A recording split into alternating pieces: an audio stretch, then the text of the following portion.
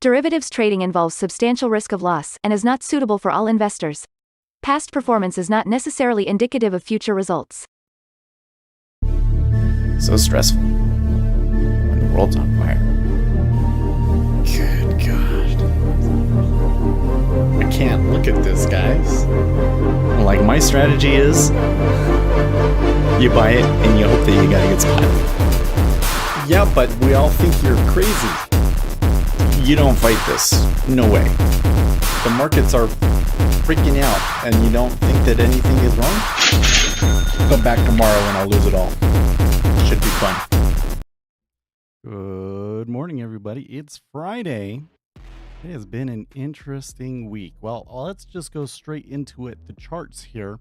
I don't expect to be seeing too much overnight because we do have the President of the Federal Reserve speaking this morning at, well, let me see here. What time is that supposed to be at? I want to have my financial juice tab open. That would be a bad thing. We have to have that. Bostic speaks at 6. Powell speaks at 10 o'clock Eastern time. Okay. So, here you can see the treasuries. Treasuries did have a pretty decent fall off yesterday, and that after them pushing the higher end of the range. So, I'm really interested to see how far they might be able to extend this. I don't know if today's action is going to be bearish in the treasuries per se. Not saying that, but you know, there's this whole kind of area down below us that could be interesting to see trade if they continue to go lower. Okay. S&P 500 took a bit of a hit yesterday. I don't look too happy with that. And, you know, I was gone most of the day, so I don't 100% know everything that maybe contributed to that downturn. Oil is turning around though. So, you know, we're thinking, looks like there's a bit of a floor over at 70. I mean, that's been going on for a long time. It's actually even further back than this chart will show. But this morning they're having a good run. Gold and silver. Oh, they got hammered yesterday. They're still at pretty good levels, but they took a hit for sure. And copper's still, I mean, it's going along with the other metals, but copper still looks pretty mild sell compared to the others. Oh, we're already getting big block orders. A big block sell went in at 10 in the 10-year treasury. Over here, the Japanese yen still going sideways. I like this. I like where it's sitting here. I don't, you know, the Japanese yen moving up or down too aggressively is not necessarily the best thing for the market. And then we got the dollar above 101. So, you know, doing okay. If we can, you know, build out a base at 101, I think that would be pretty healthy. All right. So how's my elbow? It's great. Here, how do I show it here in the camera? So, you know, they have to make an incision around the outside of your elbow, and then they kind of move everything aside and kind of get in there and move things. So, my understanding is that the, like the actual healing and so forth, like internally in the elbow, will not be a huge deal for me. But the thing that they're most concerned about is that cut that they made. So they don't want me to move my elbow at all. Not supposed to move the elbow. So I've got this sling that prevents me from bending my elbow. I can type, we're good, but like putting my headphones on, I can't touch my head with my left hand. So things like putting my headphones on was very, very difficult. Now you're probably gonna notice me be a little bit different today.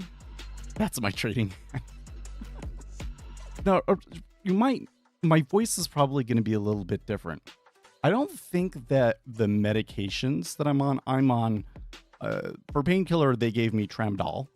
So I don't know a whole lot about that, but I took it this morning. I think that we're gonna let it wear off at lunch and see how bad the pain is and assess how much, do I need to, because I probably want to save most of it for the nighttime. But maybe it's not too bad. Maybe it's not too bad. But I think the thing that really affected me was, having a day without my ADHD medications. And for whatever reason, this time, I really came off of it and kind of came in more into my true, more sensitive self, I guess you could say. So I'm kind of trying to harness that a little bit, because that's a mode that I have to like intentionally get into, and I'm so keyed in all the time that it's really easy to forget that. So once I get that, I gotta train myself to be able to go into that mode or not. It's kind of, they say that like ADHD medications suppress your limbic system. In my opinion, it's not so much that it suppresses it as much as it is that it ignores it. It's like your brain doesn't want to go into that mode. It doesn't care. But you can go into that mode. You just have to do it intentionally. And I've been so keyed in that I'm forgetting those sorts of things. And when I was off yesterday, I saw a lot of the positive benefits of that. So I'm trying to tap into that more oxytocin side of me today. But overall, the surgery was pretty uneventful, to be honest with you. They didn't say anything interesting. I was hoping that I wanted to see it. I wanted to see the thing that they took out, right? But they didn't take pictures or save it or anything. I guess they're not allowed to. I think the hospitals are mostly concerned that like you're gonna sue them. So the one, yeah, it's like a part of my body. I want to keep it. Now, you know what? They've told me they've had people, they wanted to like keep their knees and things. Like, can you imagine keeping your knee? Oh my gosh. That would be gross. This is just like a little chip of bone. But yeah, that comes even before your health. It's true, man. It's true. The only really interesting thing I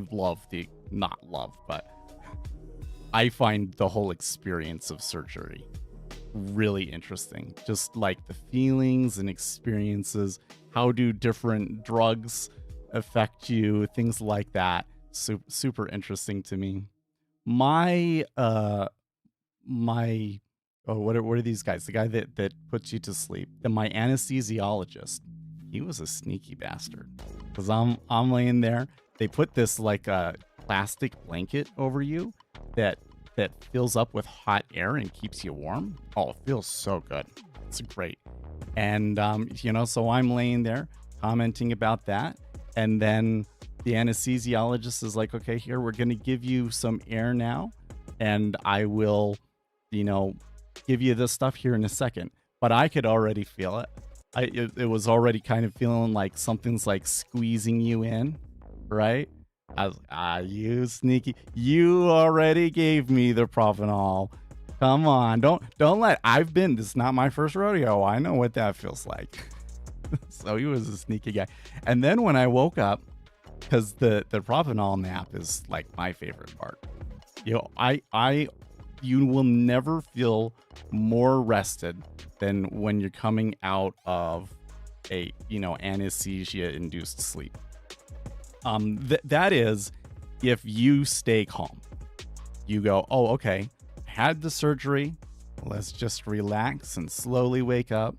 You're going to have a nurse that's attending to you. So like everything's taken care of. It's great. You get pampered and everything. The guy next to me, oh man, when he came up, he was like, oh man, I didn't get a look at him. I don't know how old he was or anything like that. But he was having a hard time. And I tell you what, like, again, I was in my full ADHD self, man. it was so hard to resist turning to this guy and being like, first time, huh? It was like, no, don't say that, Seth. That will not help.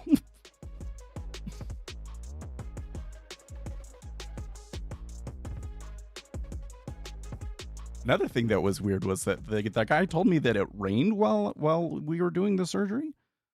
But then I got out and I was like, there's no signs of rain out here. And my wife said, oh, I was sitting next to the window. It didn't rain. So I think he just lied to me. I just like radically misunderstood, or was still so loopy on drugs that I didn't understand what he was saying. Turn it into a necklace and wear it at the gym. The thing that I wonder about the bone spur is that I don't really have a good idea of the size of it. You know what I mean? So I kind of suspect that it's maybe about like that big. So I don't know if it would be big enough to put on a closer rating. But like I said, they don't let you keep it. They don't let you keep it. I maybe if I had told them beforehand, if I had my phone in there, like, hey, when you take it out, can you take a picture? But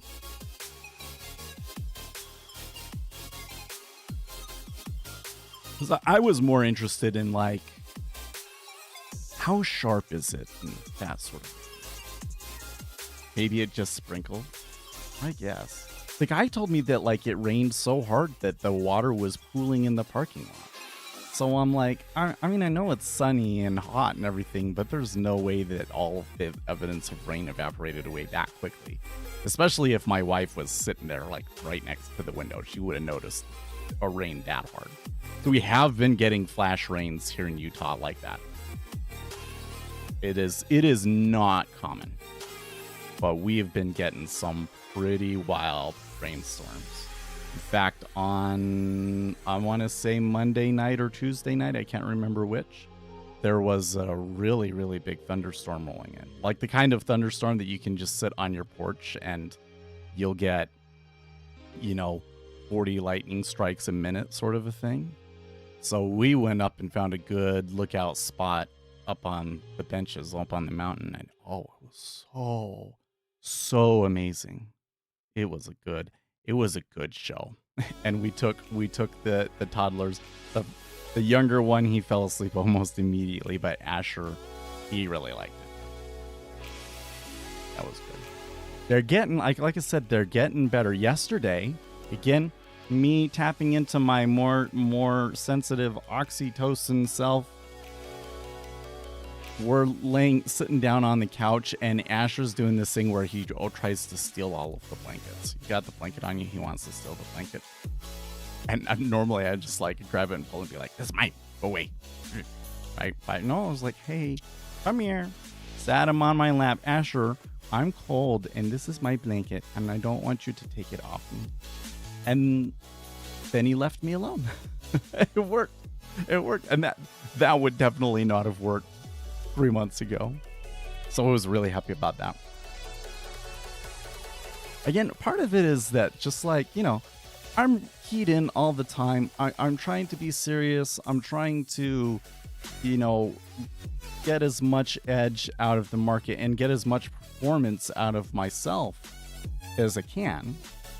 And that kind of works against you being more sensitive and, forming close bonds with other people and stuff. But I got 4 days where I can just completely relax. So, getting into it.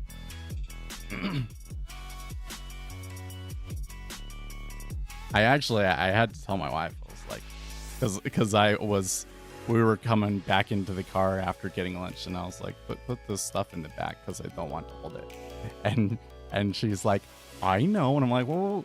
Like, you think that I'm concerned that if you feel like you're viewed as less competent if you didn't anticipate that or anything? It doesn't. I've got you too keyed in, too high strung all the time because I'm high strung all the time. And you don't have to be like that. You can relax. So she did, and it was great. It was great. Good morning, Namras. By the way, I didn't say hi, Uzi, Octavius, Brad, Paul. And then there's also, yes, and Benjamin, is that, I'm going to call you Benjamin. Benjamin asked the question, what are your thoughts on Gary Norton? I love Gary Norton. I think that Gary Norton was one of the first people that really helped me set me on a better path for understanding markets, away from the junk science, mumbo jumbo, technical analysis all the time kind of nonsense that I really feel hurts most retail traders and misleads a lot of people. And, I don't think that I would have gotten into some of this deeper research and the stuff that I've provided on this channel that can really, I think, give you an edge over other retail traders. It's empirically based, peer-reviewed journal information out there. Now, Gary doesn't know a whole lot about that stuff. His thing is really like, he was a market maker. He's one of those guys that the job that he did for the banks doesn't really exist anymore because the robots did it, right? So he's teaching you that old style way of being a market maker, which is mostly, finding what would be like an accurate, fair value for that moment based on correlated instruments. And then all of this, and that's really super high level. He doesn't even say that. He kind of uses that as kind of like the secret to try and draw you in, I guess. Which that's, he does it that way. That's cool. But to me, I kind of feel like it just gives you a better idea of what you're getting into, because the real value in it is, okay, like if you're doing that, there's a lot of complexities involved in doing that. And he understands it really well and gives a lot of really good insight that I never would have come up with on my own, So I really like his stuff. He has a good course. The first level of his course is free. And I really feel that anybody that trades futures should take that before they trade futures. That to me would be like if the government was going to make a test that you had to take and pass before you're allowed to trade futures, I would make it like that. Yep, I have his Red Jacket course. I enjoy doing it, but live is another beast. Well, it is. I mean, and I think he's pretty upfront about that in saying that his style of trading is the most difficult way of doing it. You can do it, but you kind of have to find the right place to be able to do it. And you have to kind of find your own way as well in terms of like finding an edge. But I still think he does a good job. Now, whether or not, the price is worth it to you is a different matter, because the value of education kind of changes between people, especially when it comes into day trading, right? Like I can go and I can say, you go into computer science and that almost always pays out. And like college education in computer science, even now when the market's kind of struggling a little bit, is something that I think it absolutely be worth it to you, right? But for day trading, it kind of depends, because the biggest factor is going to be how much do you really want to know that stuff? Like, do you really want to know and learn those things, even if you know that it will never make you money? Are you still willing to pay that price? That's kind of the question you got to ask yourself. But if you have the money and you're interested, it's a great course. You sound like a low testosterone male liberal. Probably. I don't think that it's low testosterone per se. I think it's not estrogen. I don't think it's estrogen. It's oxytocin, which is more interesting, actually, if you think about it. Like, so there's testosterone. Testosterone can help you be more aggressive and take more risks, right? And then there's estrogen, and I don't really feel like I honestly understand estrogen too much. But then there's oxytocin, and to me, oxytocin is more like the cuddle hormone, right? Like you get into that mode, you're cuddling with your significant other or with your kids. That's oxytocin, and that's the feeling that I have. But the way that I'm speaking probably does make me sound like a low testosterone liberal. Probably does. I totally admit it. That's why I think it's so interesting. But it's like, I'll probably slowly regress back to my, the super keyed in, way too serious all the time, way too aggressive all the time. Mean is really what it is it's mean. I'm too mean, guys. I really am.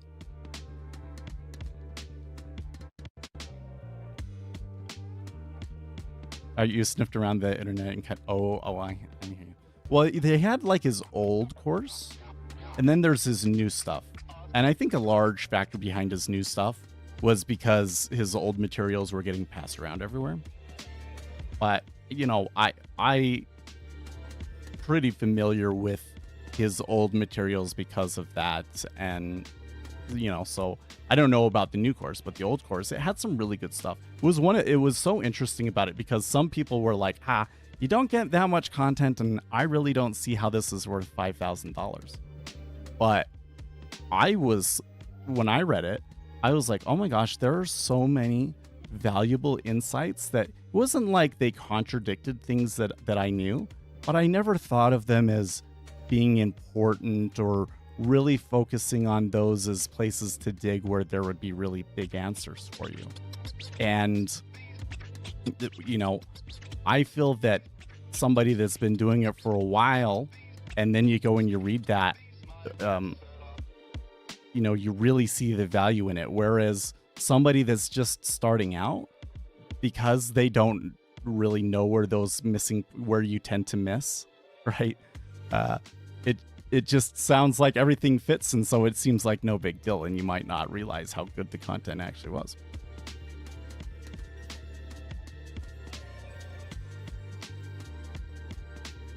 Mainlining soy. Wait, what do you mean by mainlining soy? Is that is that like a an description of like, putting a line of cocaine on the table and sniffing it, but I'm sniffing soy? Or is mainlining like, oh, you're the main character now, Seth, huh? Oh, in your veins. Yeah. I gotcha. I am adorable. Yeah, that is not lingo that I have ever heard before. Yeah. Hey man, it's you, Tom. It's you, Tom. I was having a thought there. I thought that you were given this thing like, oh, you think you're the main character? Because I don't think I'm the main character. I am totally an NPC, guys. You look at the spot that I have within the day trading community and everything. I'm an NPC. It's just I'm one of those NPCs that opens new skill trees and gives you quests, right? That's how I view my spot in the world. Get him a tampon.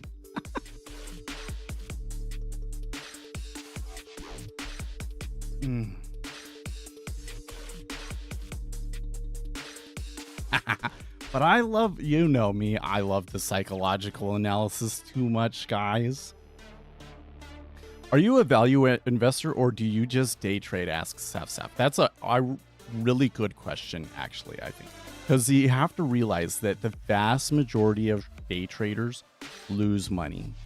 I feel that I do better than most day traders, but I don't win all the time. In fact, this year I am still down. It's only by like $200, but I'm down on the year. I think that we might be able to dig ourselves out of that before the end of the year. It's been going pretty good. But, to me, I am just trying to get as good at this as possible. And I don't necessarily, that I've made money or a ton of money from day trading doesn't really matter to me. As much as being good at it, right? Basically, I'm making this acknowledgement that like it's really hard, and my performance is going to be based a lot on the market, and so I just get what I get, right? But so how am I able to do that? Well, one of the things that I think makes it still worth it is that I kind of use it as like a loss leader. So yeah, I might lose money from, taking small risks with futures trading, but that gives me so much information about what's going on and good investment strategies and what kind of investment strategies are working right now that I can then do better on my other plays. And I have a really small Mad Money portfolio. I would like to diversify it a little bit more and so forth, but it's done pretty good. It's done pretty good. The Sharpe ratio isn't so great because I take more risk relative to the S&P 500, but the performance of it I've been really happy with.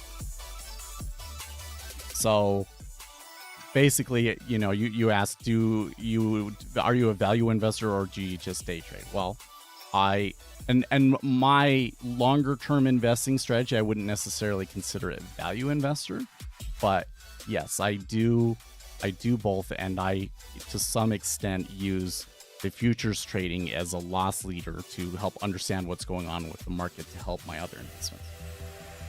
The best example here of this is my house. I bring this up all the time, but I'm pretty proud of my house. Most millennials are not able to get into a house, and certainly not one this nice. I complain a lot because I would like a bigger pantry and a bigger closet, but I really love my house, and I would not have been able to do that if not for all of the things that I had learned from understanding the markets and looking at the markets every day and knowing what was going on with interest rates. So Octavia says looking for longs. By the way, somebody said you probably shouldn't take trades. I'm definitely not going to take trades. I think that I'm mostly past the after effects of the induced sleep or whatever they call it. I used the word earlier today, so I'm surprised I can't remember the word at the moment.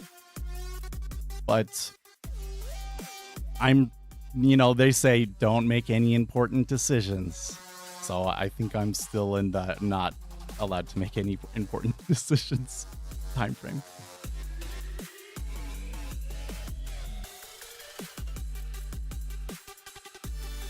I wish your economic release indicator was a bit more detailed. I feel like that. Yeah, it does.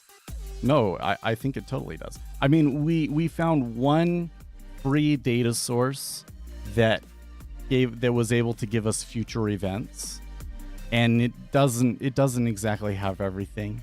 I don't like the words that it uses. They should be shorter, and I really wish that it was able to give me the consensus.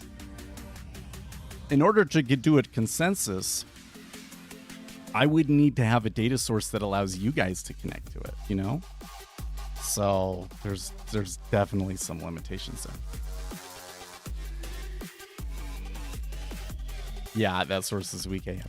Now, the good news is that comma separated value file that it's getting the data from is just a text file, and you can go and modify it. So if you know what's coming up, you can just go into the file, or that there's a thing missing and you really want it to show up on there, you can just go into the file and add it yourself, or change the names. Just like you would want the non-farms payroll employment report or whatever they call it, you to just say non-farms and just search and replace and change them all.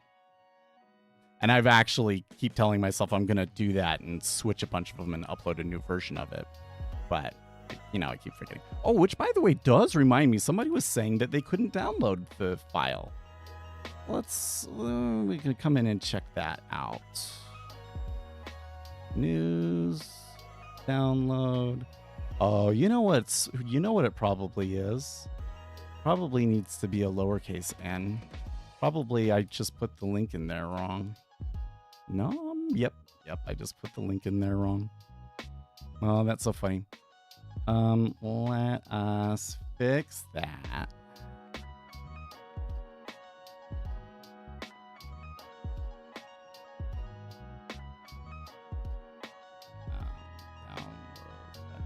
Download HTML.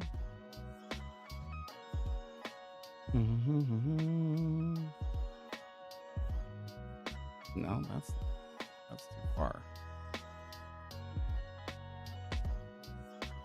Oh, this is the backup. That's why.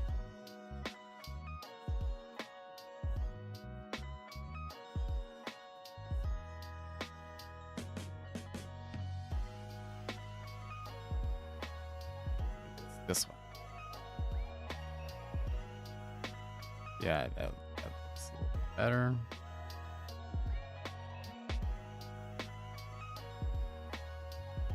Oops, too far, too far. There it is right there.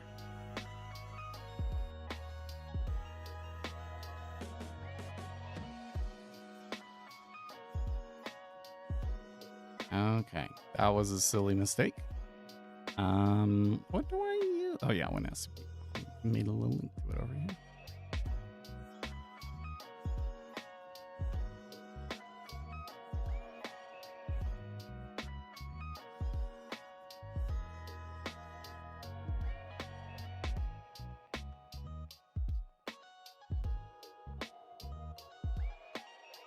And let's see here. Where was that?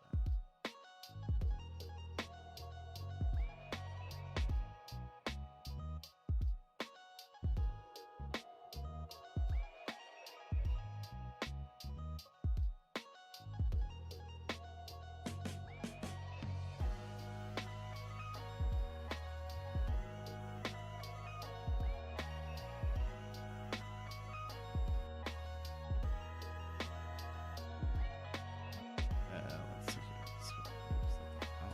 Downloads. Hard refresh here. Which way is it? Shift F5? Control F5? There we go. Copy, clean link.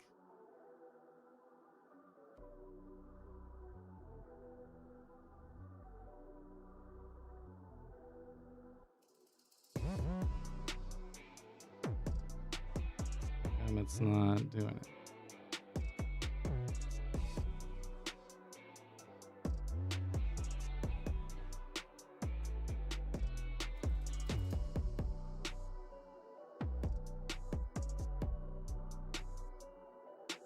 I just type it up. Oh, wait, what is my... I keep doing something. I don't know what it is that I press, but I keep pressing something that like puts my keyboard into a different mode where it's not reading key presses.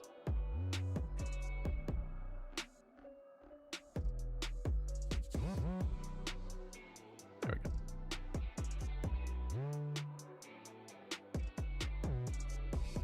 What did you think of the crash in Japan last week due to the Bank of Japan increasing interest rates? Was that last week? I feel like that was 2 weeks ago. But I honestly can't recall. It seems like a distant memory now. So first of all, I was geeking out, man. I was geeking out. And to some extent, I feel like that the market kind of overreacted. I think that the equity markets in particular, at least, really overreacted. Like, that trade unwinding is definitely a big deal, but it doesn't affect them directly. And I don't see why that had to lead to, an overall decline in the equity markets overall. I do think there is this other kind of thing going on where the economy is maybe a little bit weaker than we realized originally. Look, the Biden administration, I don't know what it is that's going on over there, but the numbers that we're getting are kind of painting a rosier picture than the reality. And as we get the more accurate numbers, because there's different data sources that take different amounts of time to get to us and everything, right? So once you're able to see the full picture, it's not as good as it looked. Like just with the employment report on Wednesday, right? They did the revision. That's a change in employment of about 0.5%. So the end of the world? No. Is that like, oh, we thought we were doing well and we're in a recession? No, but it's not as good as we thought, right? And so that combined together with the whole Japanese yen thing to cause a pretty decent pullback. but you can see we've overcome it. And the Japanese yen is in a pretty good space now. So it looks to me like what happened was these guys doing that carry trade in Japan that, frankly, what I always kind of thought was ill-advised, having everybody short the Japanese yen. But they all got stopped out. And so there was like a stop run, but it's over. And so now the markets can just continue on their merry way. Now,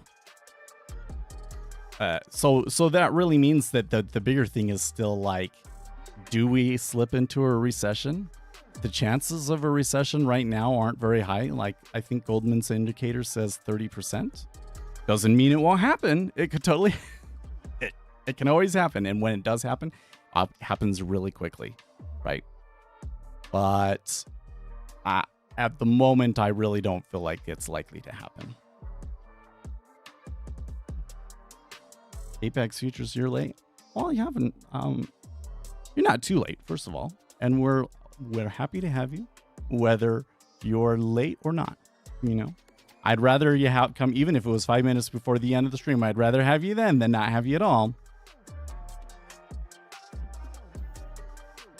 When all the media is talking about recession, we are most likely on our way out of it. Yeah, that's a good point. Well, to the point, who was it that said that? Because they made a good. I saw a good comment in there about it that TLA Trader. Economies are already in recession. There are some countries and there are some sectors of some economies that are straight up in a recession. Okay, like the technology industry is straight up in a recession. The manufacturing industry in the United States, and of course it depends on which manufacturing industry to some extent, but the manufacturing industry as a whole is in a recession, in what I would call a recession, which is to say that they have been negative growth. The size of those industries have been contracting over the last 6 months. It's true. The overall economy as a whole still looks okay. But, all it takes is a big enough change in consumer behavior, because, people buying so much stuff has been a big factor. So all it takes is consumers tightening up, and we could fall into that recession really quickly, right? And that move in the Japanese yen did kind of scare some people. Well, there was definitely, it reached the mainstream consciousness so much more quickly than I've seen other financial stories. So, if that bearishness had lasted for another week or two, then I think you could have seen consumers pull back and the chances of us falling into a recession increased dramatically.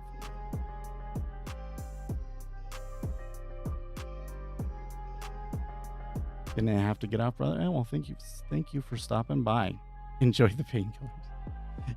The funny thing about is that I don't even notice when they had me on the Oxycontin immediately afterwards, I think it was. I was just sitting there thinking, like, I don't really understand how people get addicted to this, because I don't feel any different.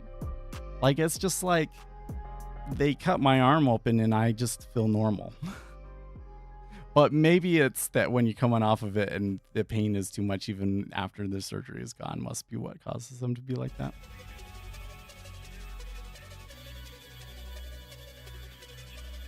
It's the same news as 2007. The Nikkei index was also slightly ahead at that time. One of the things that I find really interesting about 2008, the whole financial crisis. So at the time, I wanted to get into real estate. I thought, well, this would be a good, easy time to get into real estate. So I went and I took a 2-week course, which basically meant every day after work, going and sitting in classes for a few hours. I don't remember how long it was, but classes every day for 2 weeks. And then you're supposed to study for the test for 2 weeks and take the test. And what happened was I took the 2-week classes, and that was so rough on me, man.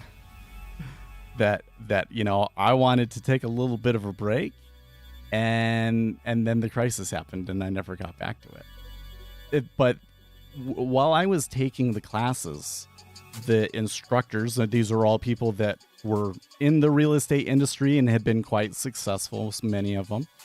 And they were all kind of telling us the outlook for the industry. They all knew that, like, real estate is on the decline right now and home values are declining and it's not a good thing, right?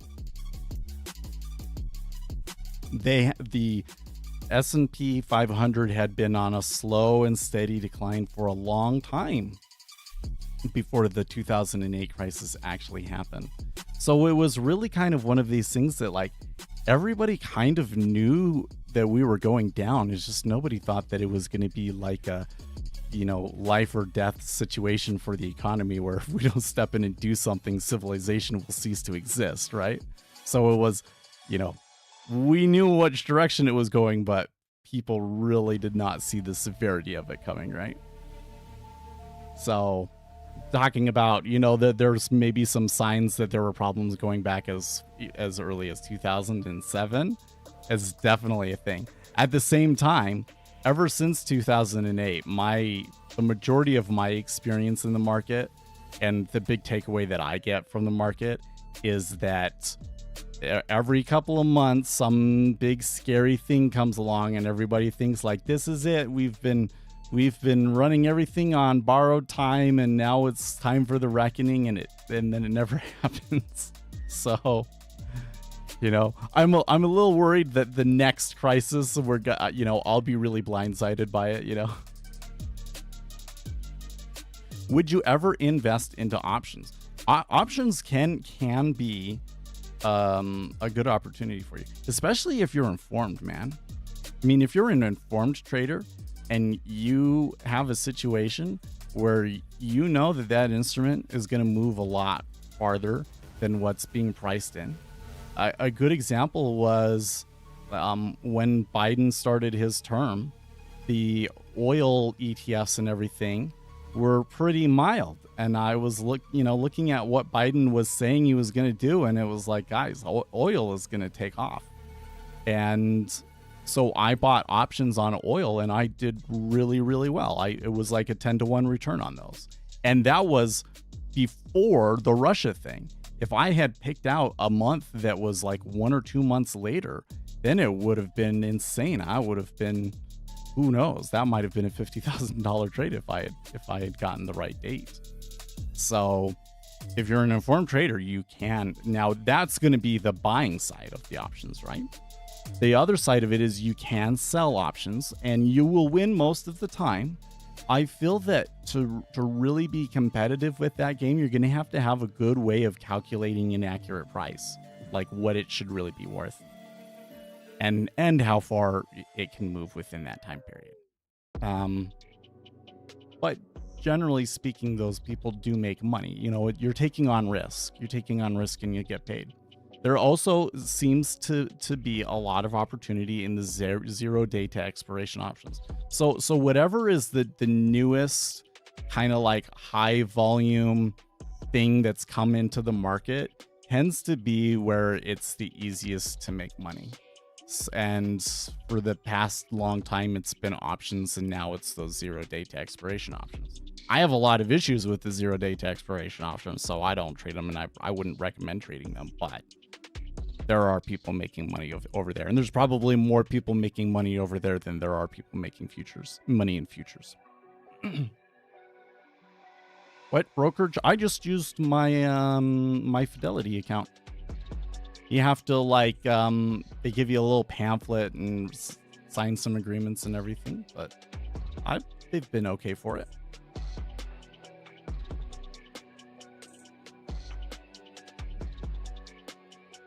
And with that trade that I did that went really well, theta wasn't really a factor because my options were so far in the money that I think that where some of those kind of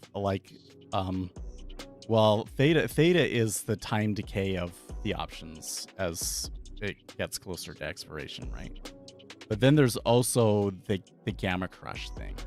So you have prices moving up and it moves up dramatically. And then you're like, oh, it could keep going, and you don't take your profits. And the value of your option comes all the way back because the volatility contracts. Well, if you've really built a good buffer between your strike price and the actual real price, those things don't matter as much. How many weeks did I think I held it for a month and a half. I could probably go back and find it, but it would take me a little while to find it. It's kind of what happened was the futures were the loss leader in that one. I came over here into the futures market and I was trying to trade it because I'm like, this is too low. Oil's going to go off the other way. And maybe I can swing it with the micro oil futures. And I just couldn't get it to work. They kept stopping me out. But then it was still going. So I said, okay, I just need to play a higher time frame. So I'm going to do the options. And, I bought $100 in options and it was amazing. It was probably my best trade. I don't think it's the biggest trade I've ever made, but it was a really good one.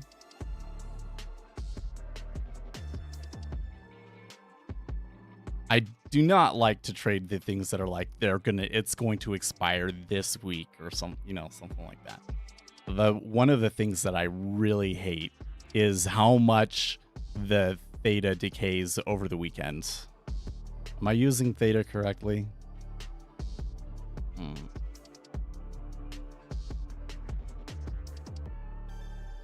Yeah, how much the price of an option should decrease for each day as the option nears expiration.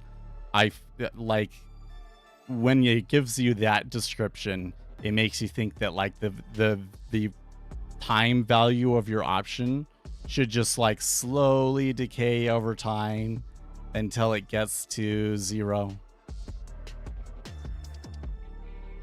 But my experience says that it's more like this. Weekend, the weekend just before it, and then 0. Yeah.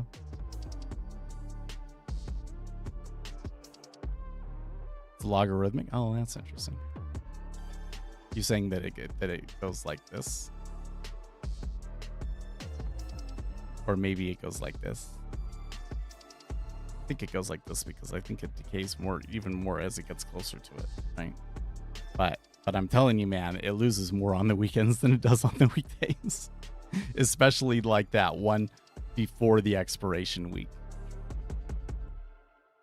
That's why the retail traders love to go in and play those, because you're taking a position in something that's that week. They're not pricing in a whole lot of volatility. So if it does break out, it tends to be tremendous. But that's where the gamma crush can really kill you. So if you get a winner on those, you got to take them and not necessarily sit there and try and let it ride. I did that on one, I forget which stock was it. I had one stock where oh no, you know what? It was silver. I took a position in silver, and that was kind of when silver did its big breakout, whatever. And so I got in the day before, and I was up and pretty, and I thought it was just going to continue to keep going. But they all clamped down on it really hard. All of the subreddits and everything were like, no, not oil. You can't do anything but GameStop. So no, it didn't go anywhere. Right. So it ended up being just kind of meh when it would have been an amazing trade. Sav, thank you for advising me last year to not go in day trade futures. I am now focusing more on value investing and have been seeing a good return. Oh, really? That's good. That's good. I don't want to tell, it kind of rubs me the wrong way that I convinced you not to day trade futures, because I'm not trying to convince anybody to not do something. I'm just trying to help them understand what's most appropriate for them. And what's realistic, right? But you found your way and you're having some success with it. Good for you. Good for you. That might be pain medication. My mouth is a little bit dry.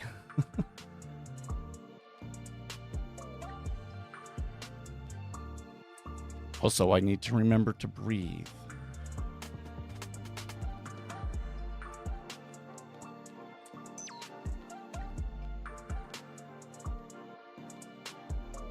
I left Forex and moved to futures. Well, I do feel if you want to day trade, it's got to be either futures or stocks. I'm not a huge fan of Forex for day trading. Forex is the hardest field. It really is. Those guys that trade currencies for banks are insane. Those are some of the hardest desks to work on, is my understanding.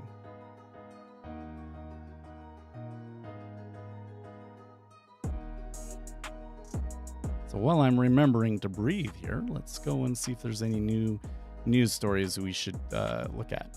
We're supposed to get the RFK endorsement of Trump this morning, right?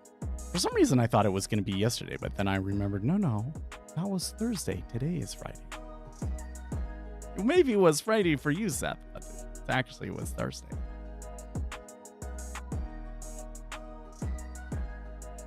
Apex says you went from options to futures. I mean, options is just such a different game. Like, that's the thing. The difference between day trading stocks and day trading futures is such a difference.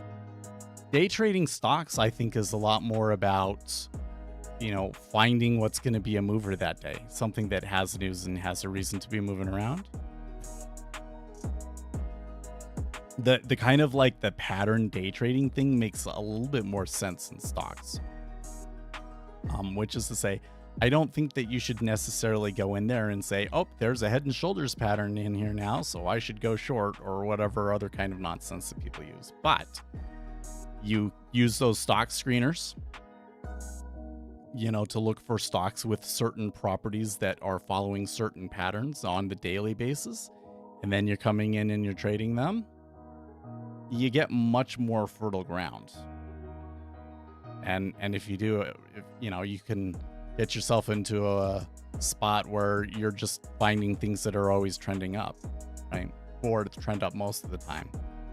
But yeah, there can be some real edge in that. Whereas with futures, it's really like, I got to know everything that there is to know about everything about this instrument. It's hard. Completely different games.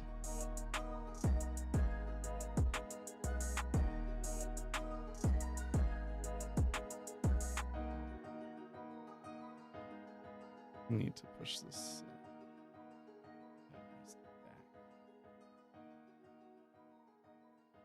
There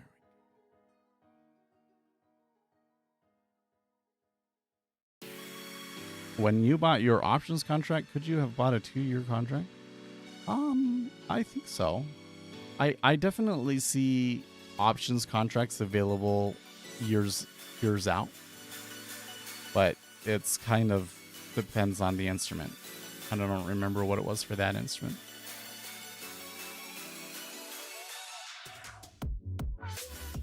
There, finding the right timing of it is the really difficult part, I think.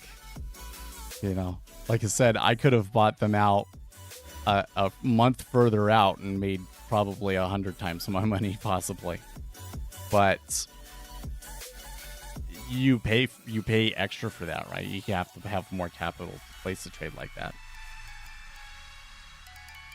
And then when you get into leaps, right? When you get into leaps and stuff like that, they're not cheap. So I've never really gotten into them. Otherwise, there's been many kind of market downturns that I've been like, I should go and buy leaps. I should buy the dip with leverage.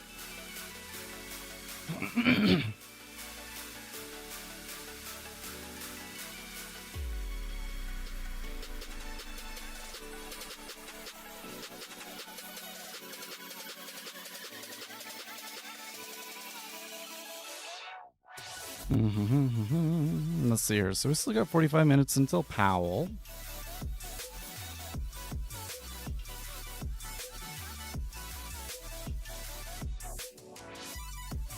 Am I still speaking kind of weird? I think that I'm still speaking a little bit weird.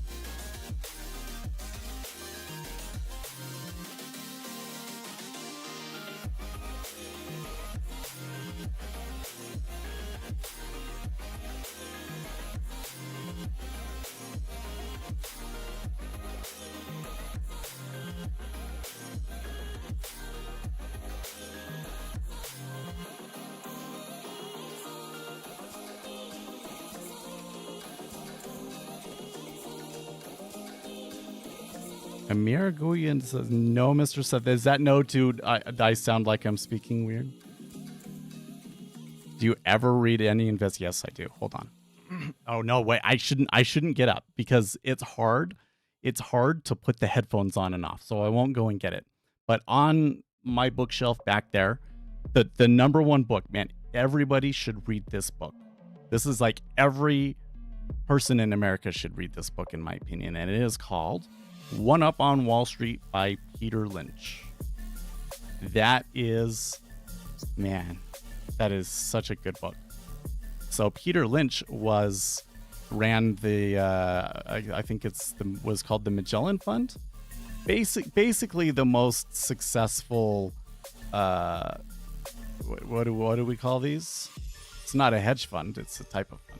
Mutual fund. He ran basically the most successful mutual fund of all time.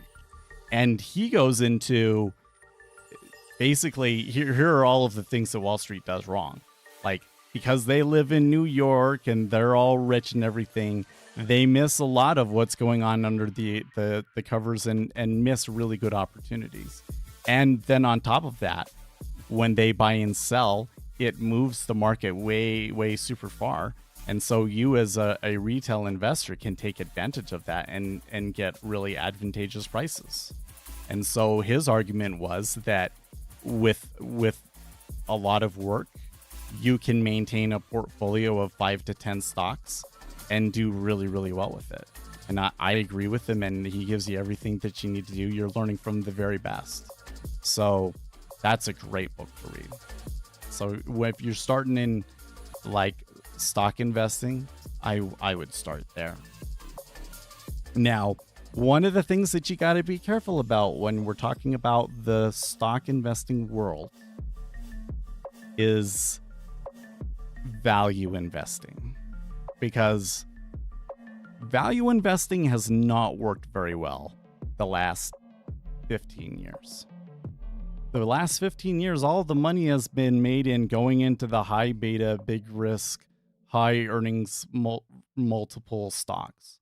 And the value plays just languish and get ignored.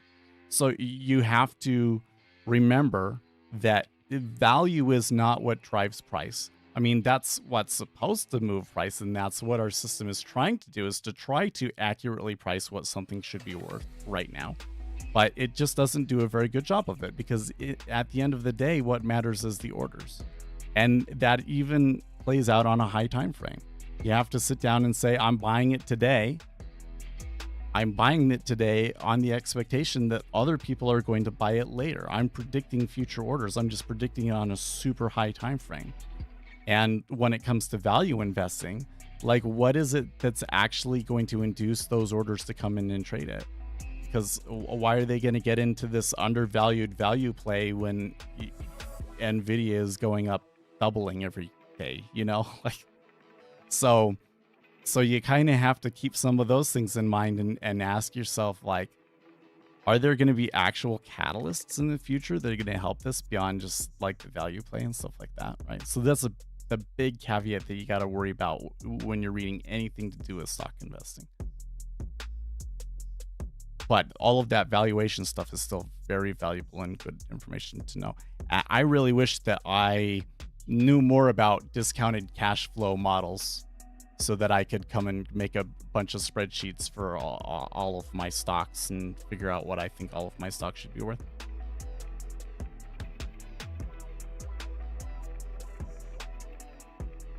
Some big MBO offers at 17 and up trying to pull the market up. I don't see the one at 17, but there is one at the high. Well, maybe there is one at 17. How much is it at 17? Not unusual amount of volume there, but could be that it's just one big one. Would be curious.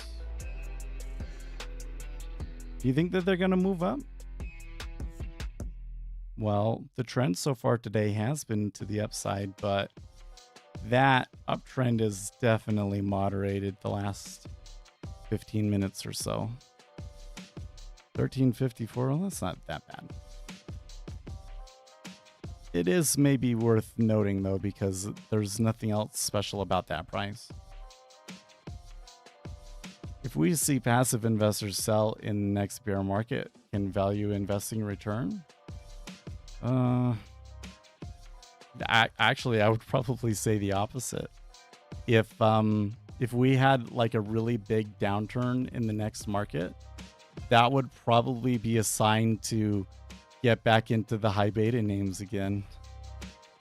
Like if we had a really big downturn, like a 2008 style crisis, I would probably be buying tech stocks. I would be like, now's the perfect time to load up on my Nvidia or AMD or Intel, right?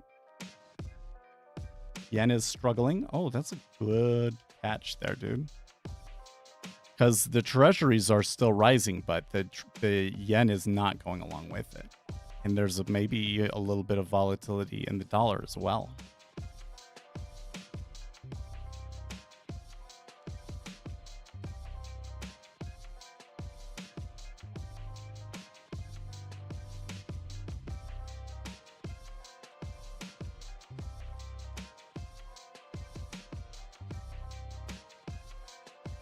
Somebody in Discord chat is asking about like what's the best futures trading platform, and you know, I said, oh well, depends on these things, yada yada yada. And then they're like, is MetaTrader good?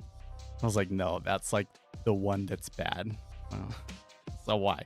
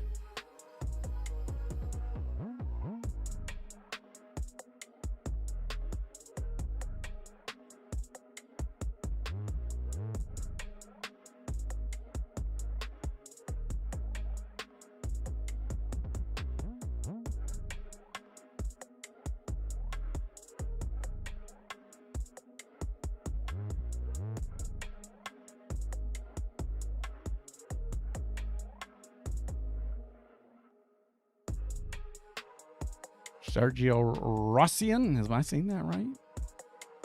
I like your last name, Rossian. I start to learn order flow by No BS Day Trading. What do you think? I love him. I have an interview with Gary here on this channel. Good friends. I really like Gary. Yeah, there was kind of a little bit of a falling out between Gary and Jigsaw when he started his own education course, but there's no big deal. I still really love Gary, and I think he has really good content, and I don't think that I would have gotten as far as I have today without Gary. You know, we have certainly our own content and information that is, you know, because I'm kind of more the algorithmic guy, you know, teaching you market microstructure. And I think that that information is like really, really valuable for day traders. But I wouldn't have gotten there without Gary. No way. So I love his stuff. I already talked about this earlier today. So again, the thing is, this course is not cheap. Okay, so like, don't sit there and be like, oh, I have to spend this $5,000 or I'll never be successful, right? The value of education in day trading is very much more about you, because there's no guarantee that you'll ever make any money from it. So you have to say, is this information valuable to me even if I never make money day trading from it? And can I really afford this under those circumstances? That's the question you got to ask. So was the options process at Fidelity hard to do? Not really. No, it was, you apply to get it. And I think that you have to fill out a questionnaire.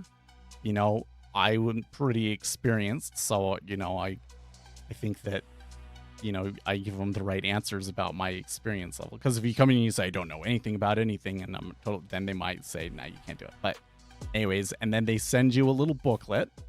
I wondered if I have that booklet here somewhere. I'm again too. I would like to go and look at my bookcase, but I don't want to take my headphones off. But they send you a little booklet that you're supposed to read, and then you have to sign an agreement. So it only took me a few days to get through. So I don't use it very often, but I did find it useful. You know, and that's something is that I think. On the longer term side of things, like my kind of approach is build up a portfolio of about 5 stocks. And then once you have that and you feel really good and confident with that, you can potentially start making option plays to like hedge your portfolio and stuff. Would you ever trade on eToro? You know, I've never tried that one. From what I do know about it, I think that it would be fine. A lot of people don't like eToro because it's Chinese, you know. It's also a little bit more crypto than some other platforms, but I think it's based pretty heavily around equities. So, you know. Oh, you know what? I for some reason, well, I thought you were talking about Gary Norton again, but no, we're talking about John Grady. And John Grady is a different story because I absolutely love John Grady even more. John Grady was where I started, man. That's like my story was basically I worked at a bank and they don't let you trade at bank. So I was just like entering swing trades on a spreadsheet and doing pretty good with that. So when I got out, you know, I wanted to like be super involved. I wanted to do, you know, the fastest markets and everything. And what I had learned and heard was that it was the place to be was futures trading for that. And that you wanted to use the DOM. So, you know, I always wanted to take a course to learn how to read the DOM and understand what was going on there because I saw the DOMs on the trading desks and it was like, holy crap, what are all of these numbers and everything? It was really interesting to me, right? So when I came in, I already knew that John Grady's course was the place to learn that stuff. So that's what I got. And especially his beginner book, because it's only like $90. Maybe it's more than that from inflation, but his beginner course is not that much. It's cheap. That's something that like it's so valuable. Yeah, you absolutely you go and get that. Now he has an intermediate course which is kind of it's okay, but and then he has the webinar. The webinar you're getting back into, well, it's $5,000, so whether it's worth it to you or not kind of depends. What I would say is that you go and you do the basic course for however long, like a year or two. And then if you really still feel like you're struggling, and not just like struggling like, oh, I'm not making money, but like that I don't feel like I understand what's going on or what I'm trying to do here, watching his webinars can help you there. Although I really think that you combine that with the information that I've taken, because I really feel like what I've done is I've kind of built on top of, because he's always talking about context. He's like, you're reading the order flow, but like once you have the context of it in mind too, you just kind of intuitively know what's going to happen. And I think that the big contribution that I've made is that I'm able to kind of split out what are those sort of things that people are picking up on intuitively, so that you can consciously build that intuitive framework. And the news is a really big factor, and the big thing that you want to kind of look for and think about that is the differentiating factor is that you're looking for things that will predict future orders. So that's a pretty broad category, because most people will just say, oh, well, you just want to trade the news. Well, okay, but like a hedge fund reallocating rebalancing its portfolio at the end of the month can move markets way more than news, right? So that's a really big future order flow that you want to factor in. Now you actually have a framework that fits in with like what works and what doesn't. Because that's the key question is, does this thing that you're looking at can actually predict future orders, right? And now you can go in and look at that and the situation of like what the sentiment and the trend and the prices that we've been at throughout the day in conjunction with the things that that predict future orders that can give you really, really good trades. Right? So I feel like my work expands upon John Grady's. Plus, I really like his accent. I've always found that some of the best traders, they speak slowly and intently, kind of like what was that great Western actor who's dead now, of course, but he was the king of Western movies, right? He always spoke slowly and John Grady, he does that too. He doesn't not super slow, but he's a little bit more of a slow talker. He's kind of got that South Midwest accent. That's very charming. I like it. I love the guy.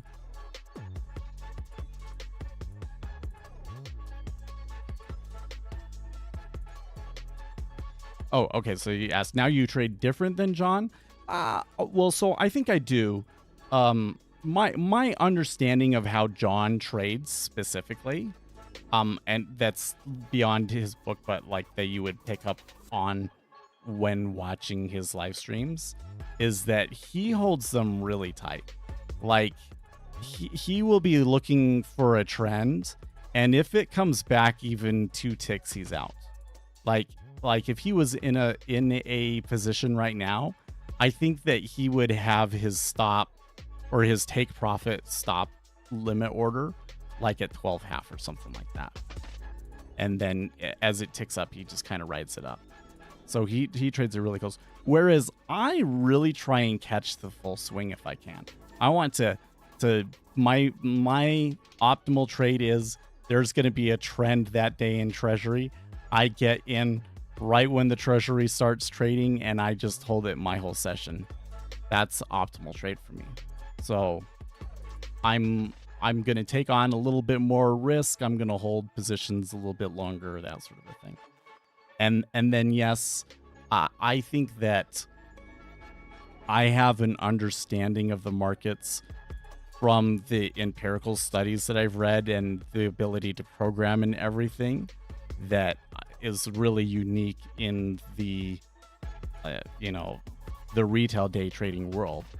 It's I think the whole thing is, for one, a lot of people thought, well, this stuff just won't be pertinent to retail traders. I think that maybe to some extent the big institutions don't want you to read this stuff. Like, it's free and it's public, but they're not going to go and tell everybody to read it because they don't want everybody to know.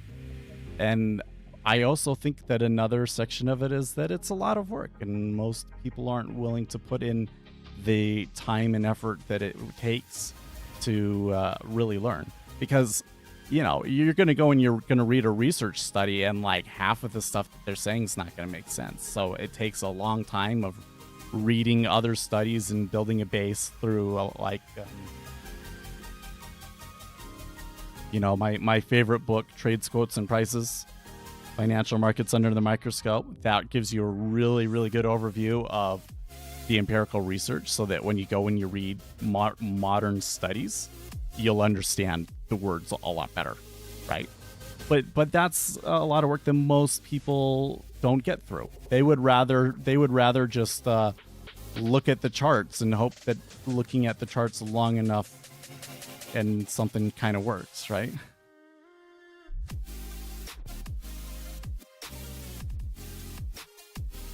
So that is unique. John doesn't teach that, which is okay, because he's got a good system and a setup, and maybe that other stuff would maybe complicate things. Like not complicate things like that's a bad trading strategy, but like complicate things for teaching them.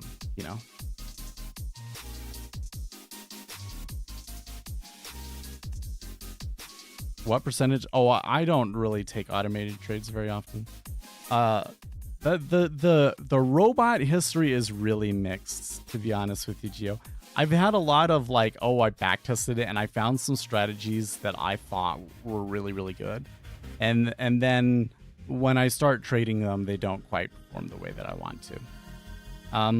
A big factor in that is that I found that the strategies I've back tested that look really favorable are based on order flow, and our ability to backtest order flow accurately is a little bit limited. So I've spent a lot of time working on a system that saves that data for me and everything, and then I've just been letting the data build up. It's been like a year and a half now, so now is the time when we can start getting into that. But I got other things going on right now. I think my schedule right now is, number one, I got to get that dog kennel outside done and fixed, right? And then number two is I've got to put out a video. There's 3 videos that I would really like to do. One is a video about this chair. That was an interesting odyssey. And, your videos do well, and I feel like I'm actually well suited to review chairs and help you decide, this is a chair that a day trader could sit in and be comfortable all day. This is definitely the case with that, but it's maybe not the best one for that. This one is a little bit more of a lounge gaming chair, I feel. It's too comfortable. This chair is too comfortable. I digress. Then I want to make a video about, are hedge funds evil? And talking about why hedge funds have been pursuing kind of like the DEI initiatives, and what is the driving information behind these ideologies, so that people can actually fight back. Because I feel that the hedge fund managers know something that the average person doesn't. The thing that they know the average person doesn't is that markets are really, really sensitive to new orders, that they are extremely inelastic, and that current prices are not necessarily reflective of all available information. So if you want to make the best decisions, you can't just assume that the market's always going to get the correct answer. You're going to have to go and make good decisions yourself. Now, the problem is that they've decided that they're just going to go in and make that good decision for everyone. Oh, well, we should be more inclusive, or we need to help prop up certain disadvantaged groups. And so they do that, and they create this new system that just introduces a whole nother set of, problems and inequalities that are way more damaging. So you really shouldn't be coming in and trying to decide that sort of stuff for everything. What you should really be doing is trying to get more stakeholders involved, get more people involved in, making decisions. To me, that's like encouraging individual stock ownership. You just cannot manage 500 stocks and make the correct decisions for all of those. You need to have a few stocks that you're personally invested in. And if there was advantages for holding individual stocks over index funds, maybe certain tax cutouts or something like that, I think that would be beneficial for society as a whole. So I want to make that video. And then the other video that I want to make is about trader intuition. How do you build intuition? Because it's actual brain cells up there. When we think that this is a mental game, we think, oh, it's just all about thoughts. But your brain is a physical organ with physical cells. And so everything that you're doing, everything that you're thinking and studying and looking at is all things that factor into what those brain cells are actually going to do and the connections that they make. So the information you consume is very, very important. And that's how and if you know what you're doing, you can build that trader intuition a lot more quickly, so that you can kind of get to the spot where you get that intuition after, a year and a half, rather than having, to struggle for 5 years plus and before you figure it out. And then you're not even really quite sure how you're doing it. Right.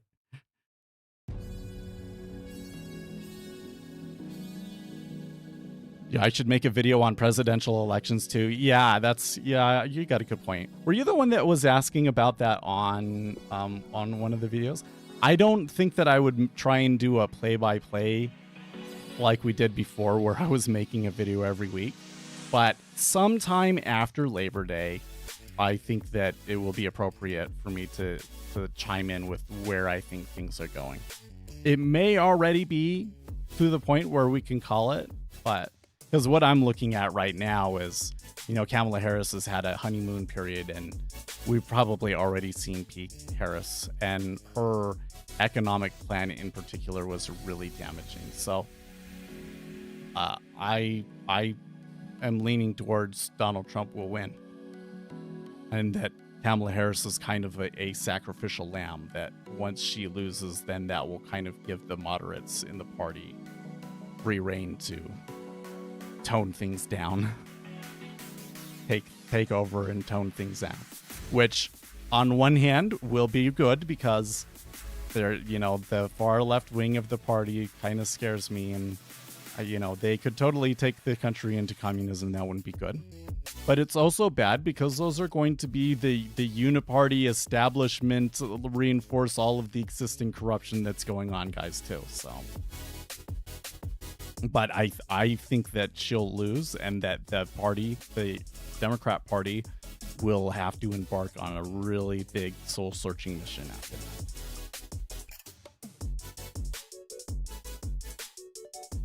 But it's too early to say that. That's how I feel right now, but I'm not comfortable as that making that my election season prediction until after Labor Day. Labor Day and a couple of polls after that, late September, then I have a pretty good idea of who's going to win or not. I'm going to skip ahead here for a quicker question. Do you trade SOFR? Not really. Those instruments, they don't move a lot, so like they're a very different game. Something that I think you could probably study, and I don't know how much opportunity there is in that for retail traders or not, but they're certainly interesting. I really think if you're just starting out, that the best thing to do is watch the 10-year, because the 10-year is the star of the show. where the most volume and everything is going on.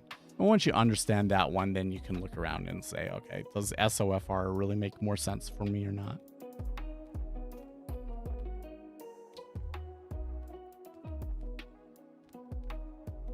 Oh, I figured you're always calm and collected, and I was thinking you have the majority of your trades automated. I don't think that's actually the case at all. So one, I'll usually seem calm and collected because even if I do have a trade on, I'm only risking like $10, so it's no big deal. I keep my size small enough that it's not stressful to me. Maybe if the kids were a little bit older and I had less stresses in my life and I could take on more stress in day trading, then I might trade bigger and I would have that. And you would see that I'm nervous. But then the other side of that is that you'd kind of have to know what to look for, because when I'm nervous, I don't think that it necessarily shows. So... But I think the whole thing is that everybody gets that way when you trade. And you see, as he says, it does. I've seen it. Especially when like I'm really doing poorly. It really weighs on me. There's this whole thing that like when you lose, it kind of hurts your mental state and it hurts the chemicals and everything. And these are chemicals that help your brain function better. So like, you just get worse and worse and worse, which is why I've done a lot of like, I'll come in and I'll take like 1 or 2 trades. And then if it's not winning, I just give up. Yeah, I'm a lot pickier. I'm a lot pickier than I was pre-COVID, let's say. Right. Because the whole, the COVID thing really traumatized me. And it wasn't COVID. What it was that I had taken some trades that were really quite foolish. Not foolish like, oh, you took on so much risk, yada, yada, yada. But like, why there? Why was that the hill that you were going to die on? You know? They just didn't make sense. And I basically drew down the account to the point where I wasn't comfortable trading it anymore. And then COVID happened.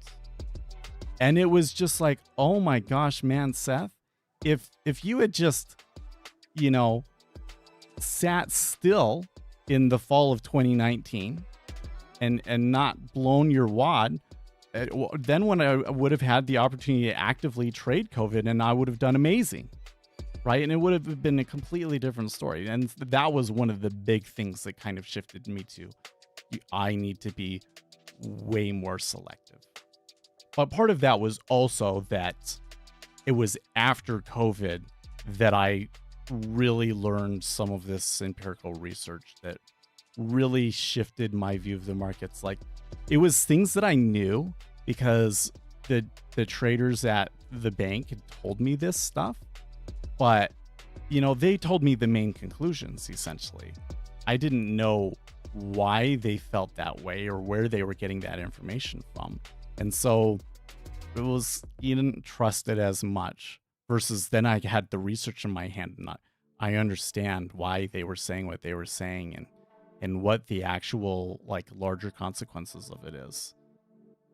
You know, that really shifted my approach and really turned me into, okay, well, if I don't know which way the future orders are going to go, then there's really no point in me doing something. What age did you start trading? Well, I got into markets in 2008, which was when I was like, what, 2010 would be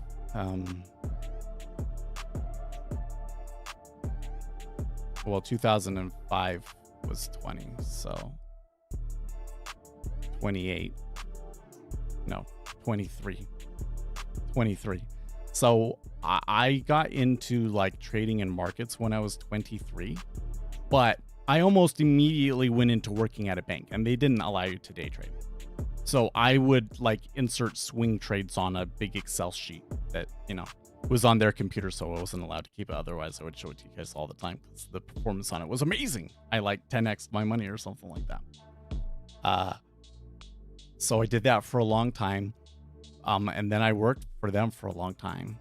So it wasn't to where I was able to start trading futures and learn about the DOM and all of those things until 2017 and 2016, 2017. And we've been doing the live stream since.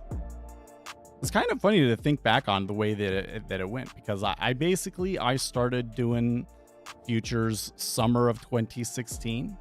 And by April of 2017 was when we started the YouTube channel. So, and that was just kind of happenstance that like they said, hey, make a video journal. And I knew how to do it, so I did it, and I was the only one. And then I had all of these subscribers. So I'm like, okay, I guess we're supposed to just keep going with it. And I did. And then YouTube made live streaming available, and there was the Bitcoin live stream where we had like 15,000 people, and it's just kind of grown on its own beast, because that was not, I never came into this like, I'm going to become a YouTube influencer in the financial space, you know?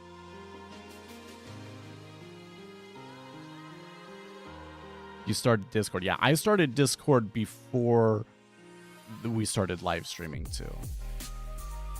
Because it was like, this is so lonely. I need other people to talk to about what I'm looking at. Discord is the best thing I ever did, guys. Starting the Discord. It's been a great resource.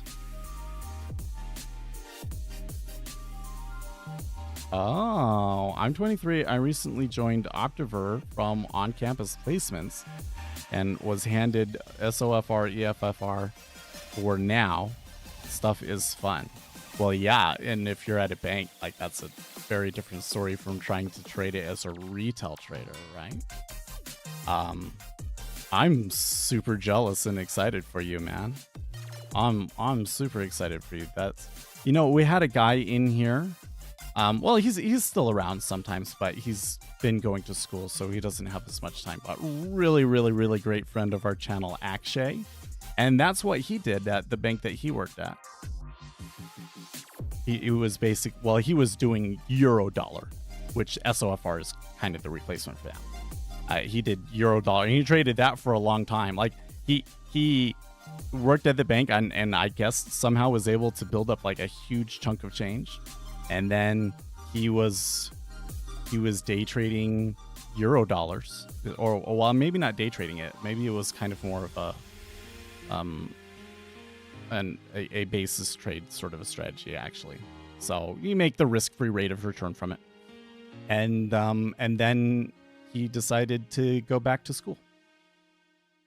So 5K MBO in ZT. Has been a little bit of shuffling around here in the treasuries. Maybe it's just because of where I'm holding my elbow, but I can feel the stitches now. So I didn't get to see, like, how did they cut my arm? How big is the thing? What is, you know, I haven't been able to look. I think I am supposed to take this outer bandage off at some point. You think new home sales, thank you for reminding me to, you guys, you know me, I'll just get carried away, and I need to be like, over here, Seth, come over back over here. Okay, new home sales units, spot 623 versus 617. Well, so what was it the other day? I think the other day they were like, there was some housing numbers, and it was like right on, wasn't it? Existing home sales 3.95 versus 3.94, but that's existing home sales. My recollection is that new home sales, and actually let's come back here. New home sales last month, last reading that we got, underperformed a little bit. Like they were looking for 617 and we got 600. Now they're looking for 623. So I think that they should be pretty close, but that it might come in a little under forecast. I'm trying to remember. I feel like there was some other tea leaf I had seen recently that made me think that the new housing market was turning around. But I think it's going to be pretty close. That is to say, I don't think we're going to get a big move off of this, especially since, well, you know what? It probably doesn't matter at all because we're going to have Powell speaking, right?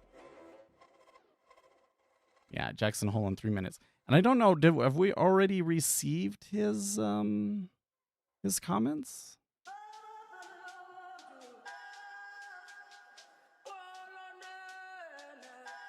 No, I don't think so.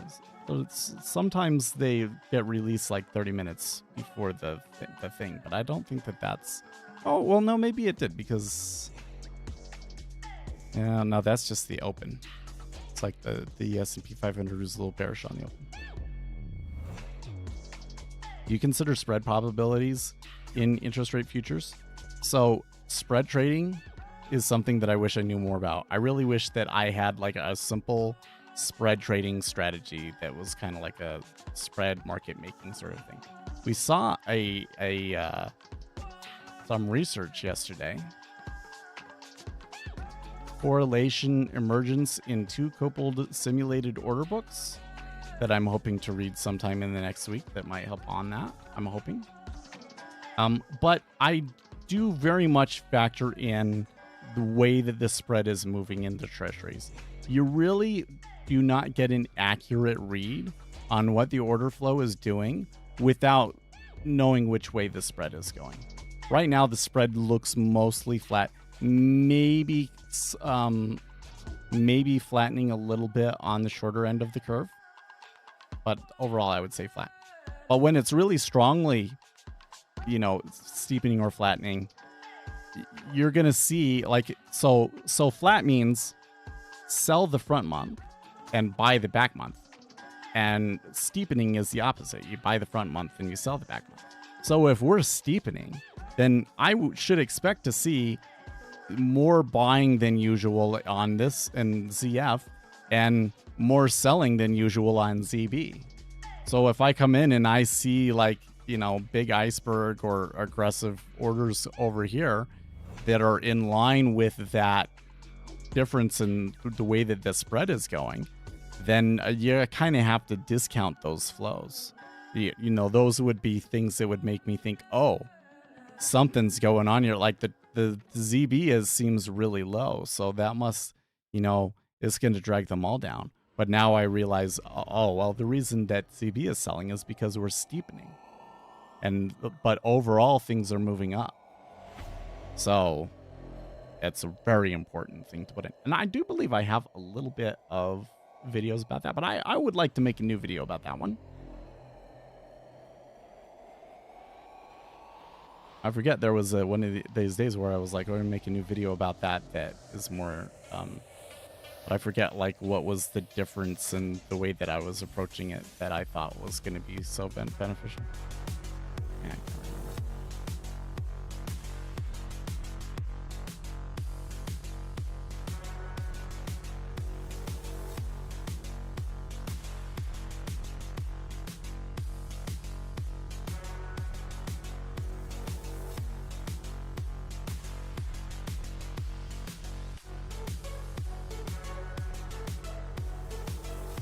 Okay, so here is Powell's comments, and they are buying on that.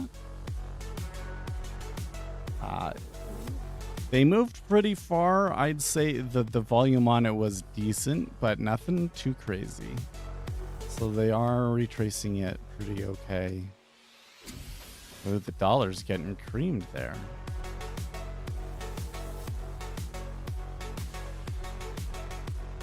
That big order there.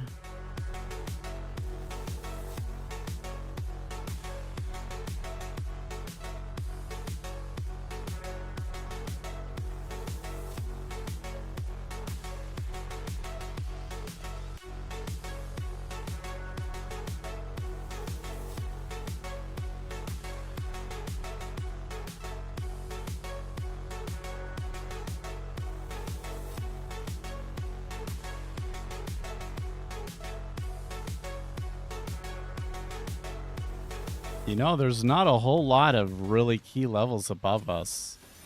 Because you don't get to like weekly highs. Like next pivot above us is at 27. So it looks like they're moderating a little bit. If I catch that spot, that's of course going to be a spot where they're going to start to think around with us. But I could see this continuing to trend up. So let's see what we can get out of this. So it's just a sim trade. Can you please tell me what the order flow book? So the big book that I would recommend getting is Trades, Quotes, and Prices. Financial Markets Under the Microscope by Jean-Philippe Bouchot. And then what I would do is I would go search for Jean-Philippe because he has a lot of good stuff and all of his studies are great. Just search for Financial Markets Under the Microscope on Amazon. I really should make an Amazon affiliate link and just put it in the video description because it comes up almost every day now. Ooh, I liked that fill. I liked that fill.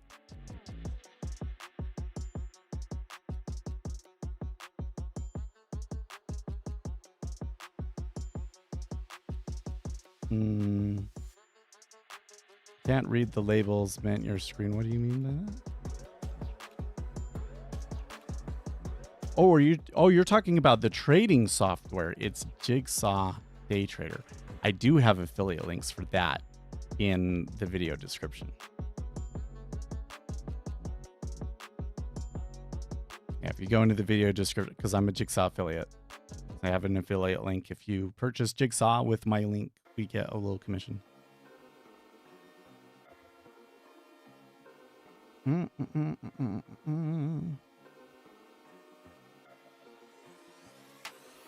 I'm liking it. I feel like it should keep pushing here, but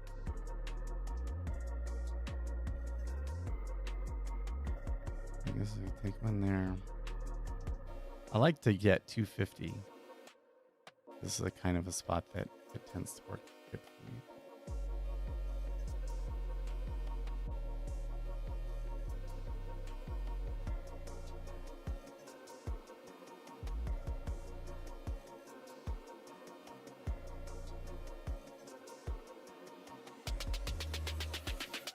So Powell hinting at that rate cut next month? I think so. Well, the whole thing is that like they're gonna do it, right? There was like the whole thing with the jobs number revision. It's like, okay, that's a big deal. I mean, 818,000 jobs difference. That really bothers me that our models are that bad, right?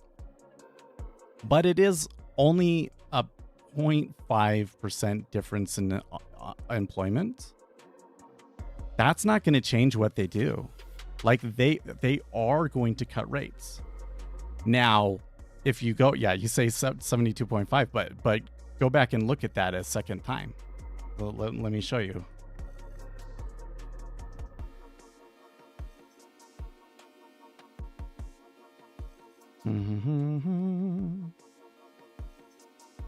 Here we go, FedWatch.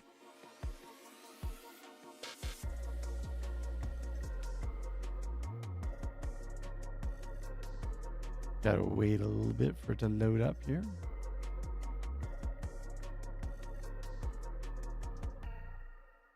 Okay, so for September, how come it's not showing me the graph? For September, they say that there's a 0% chance that they keep rates where they are, and that there's a 71% chance that they cut rates 25 basis points, and a 28% chance that they cut it 50 basis points.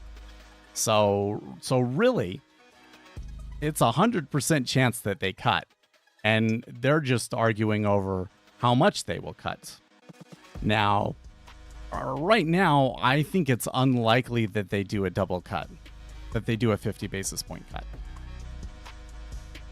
In fact, there is a scenario that's starting to pop up on people's radar Zero Hedge had a story about this yesterday from that they were reposting from somebody else, but basically saying if Donald Trump becomes president, the market likes that. The market will like having him in charge again, and the chances of the Federal Reserve being able to bring interest rates back very much are very slim. So they were saying that the Federal Reserve would only cut interest rates 50 basis points overall to that 475 to 5 range, which is like, whoa. You know, I kind of suspect that 5 is still tight. So there is that possibility, right?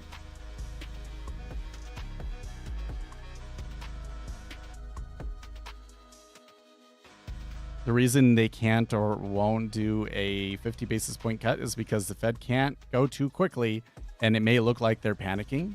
Yeah, and I also think that, not wanting to look like they're interfering in the election is probably another factor as well. I mean, if it really comes down to it and they need to cut interest rates, they're going to cut interest rates. But you can very much tell that they just absolutely hate when people think that what they're doing is for political reasons. So,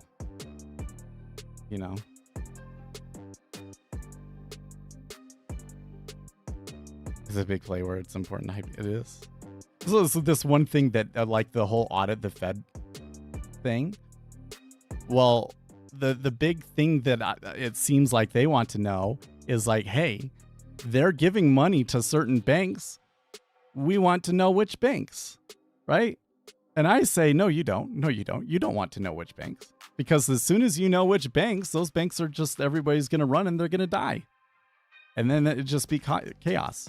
There are some things you just, I get it. Like, that's the way that it is in our modern society. We want to know everything. I'm very much like that. I want to know everything. But what I have learned in my almost 40 years on this earth now is that you're not meant to know everything in this life. And there are some things that it's maybe just better that you don't worry yourself with. One more push for the hero. You're taking it short?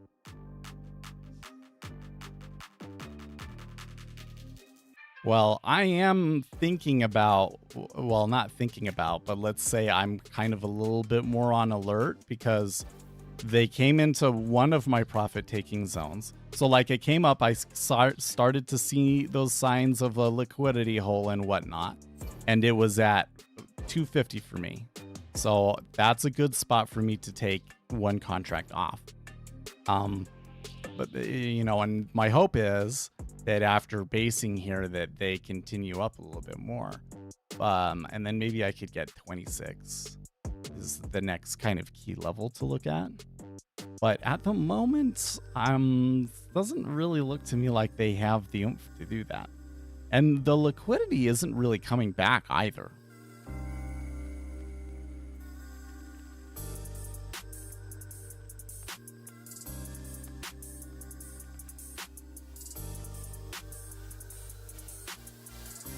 Oh, this is weird.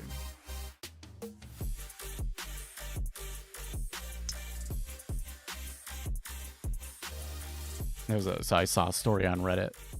What's the reason conservatives are so against student loan debt cancellation due to higher taxes? I have no problem paying taxes for things that don't affect them.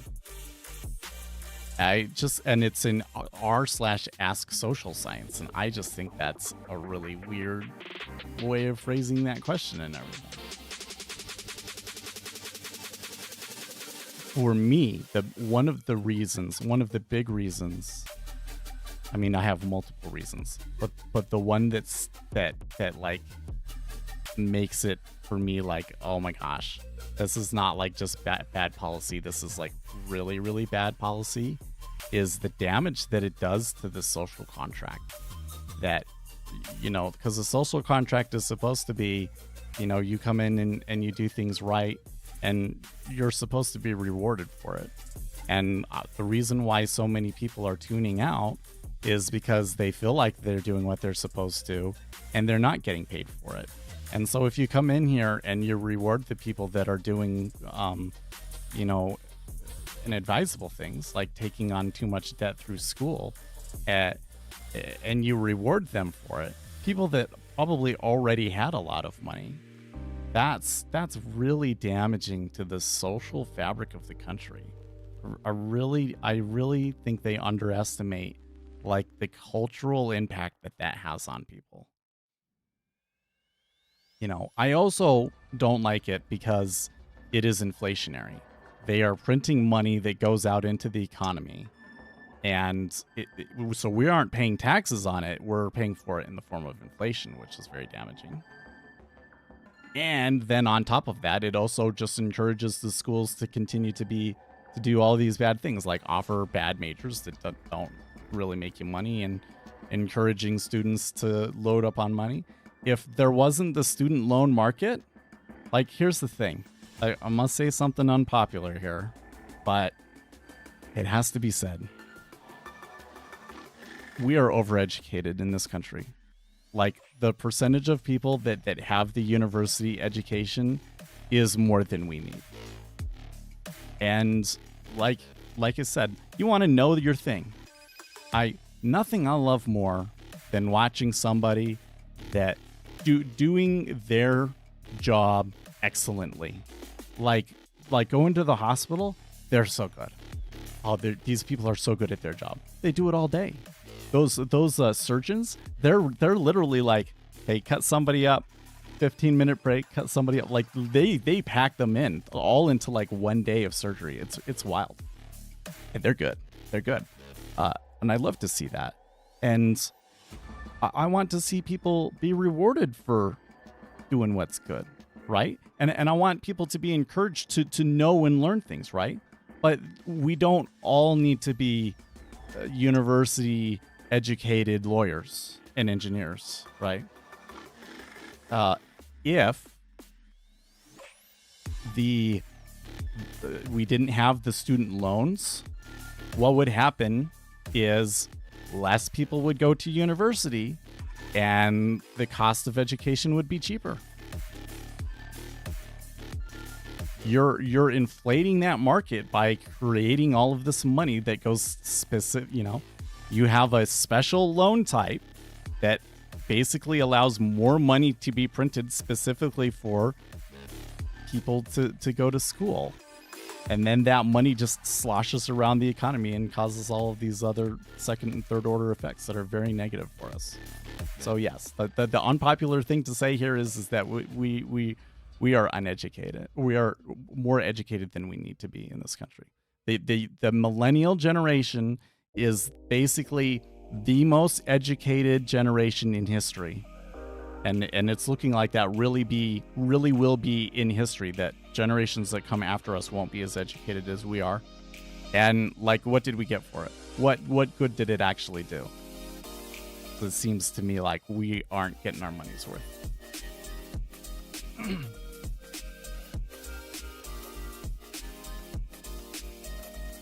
Yeah, someone else shouldn't be responsible for a loan that a student took out to pursue their education. What's next then? Mortgage debt forgiveness?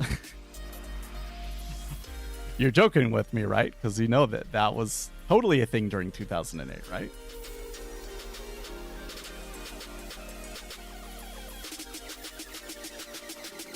Cut back on computer science majors, more incentive for the trades. This brings me back to, this is a thought that I had yesterday that this has really been sticking in my mind, is I love to see people do excellent work. You come in and you do that thing every day and it's no big deal. The lady that, I have had a lot of issues with IVs because I have really valvy veins, and if people stick me in the wrong spot, I have a good vein, but you stick it in the wrong spot of that vein, if you don't kind of know where to look and where the valve is going to be, there are ways to know, then they don't draw blood, and I'll usually pass out, right? But the girl that stuck me, she's the expert, man. no problem. No problems at all. She was good at it. I love to see people do excellent work. And I want people to be rewarded for excellent work. And the thing that bothers me the most, about the current society is that I don't feel like that everybody that does excellent work is actually being rewarded for it. There are some of these jobs, and I would point to the trades in particular, that it seems to me that, like, for the amount of expertise and work that they put in, that they don't get compensated as much as we would like. Now, the issue is that that's not how we decide what people get compensated, right? We compensate people based on supply and demand. And it's even a little bit more complicated than that because, like, our perceptions of things distort it too. I kind of think that what's happened is because we created this culture where we said the smart people, they all become lawyers, doctors, and engineers. And then the rest of you are just the working class peasants or something like that.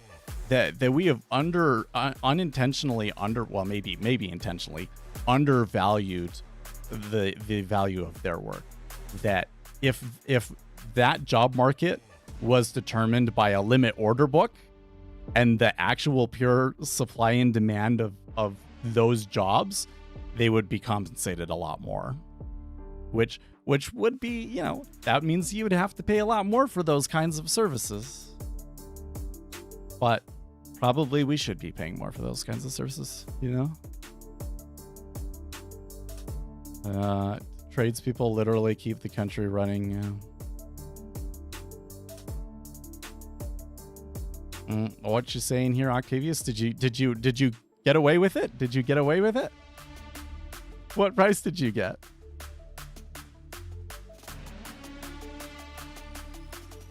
I tell you what, if he is like, oh, I got 25 half, I'm gonna be like, oh my gosh, because he gets away with that so often, and I'm really quite jealous because I remember taking that all the time and just always screwing it up.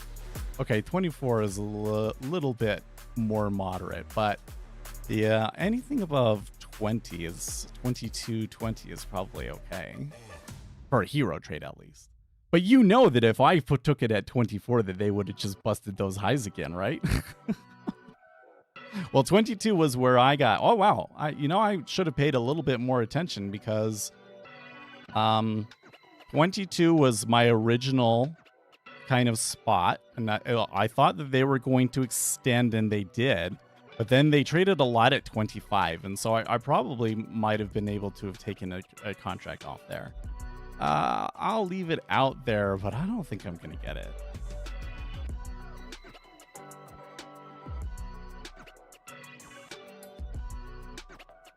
If Kamala wins, I'll go to Miami University and get a major in marketing while I sleep. Dude, if Kamala wins, I don't know what I'm gonna do. That's gonna be, when it was Joe Biden, and I said, like, Joe Biden winning the election could be really damaging for the country. But when I was thinking about that, I was just thinking, okay, here's the policies that he has. We're going to see the immigration thing blow up. We're going to probably see oil prices go up. Could see overall inflation. That's what I was thinking. But when I think about, if Kamala Harris is elected, it wouldn't be very good for the country. I'm thinking like, they're going to put us down the path to socialism and we'll never be able to vote them back out. That's what I'm thinking with Kamala Harris. So if she does, if she does win, that'll be a pretty jarring thing for me. And I don't know where you go from there. Well, I guess the first thing that you go from there is, okay, we need to find real opposition to these communists. That, Trump's not a perfect guy, but he can get the job done. The job that we need done. Not my first pick, though. It's not my first pick. Okay, but who is my second pick? Well, he sucks all of the air out of the room so that you don't really get a second pick. we're gonna have to hunker down and find somebody better. That would be probably the first thing, but super concerned about, you know, that. In other words, if Kamala Harris gets in power, I kind of wonder if the damage is irreversible. I kind of thought that with Joe to some extent, that it's like he's going to import so many people it's going to change the demographics, and that might be irreversible. That's certainly true, but we can still win elections in that situation. But if then at that point Kamala wins, especially with all this stuff that's happened and this situation of the race, because like really it looks like she's her economic policy proposals in particular were really terrible. Establishment people are really questioning it, and then there's like no other substance from the campaign, and people are calling that out as well. And I think that's ultimately going to sink her. So if after all of that it doesn't sink her, then like we've got a big problem, don't we? We've got a big problem, and I don't know if there's anything you can do about it. I'm not gonna like move, but I'm definitely gonna like hunker down, you know. Okay, Octavius took his profits. That's pretty good. That's pretty good. You know, they did come. They're pushing back pretty good. In fact, I need to be out of this already. I'm just noticing now. Yeah, you know what? Well, it's okay because I'm not supposed to be trading today anyways. Still on medication. Maybe that's a factor, but I let that come back way too far. Like the cumulative delta on that completely unwound, and I just kind of watched it.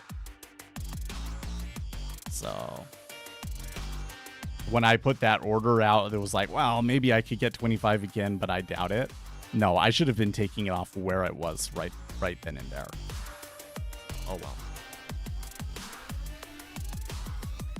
I think that the exits are the hardest thing.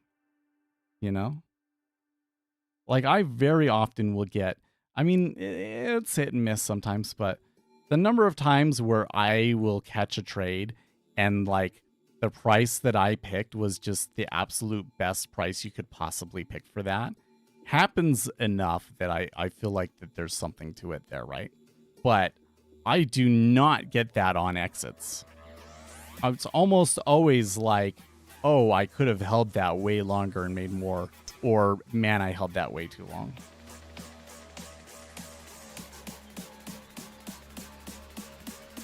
I'm in the process of getting my U.S. citizenship, and I think even if Kamala gets in, I will still try to get in. The tax benefits for futures traders much better down there. Yeah.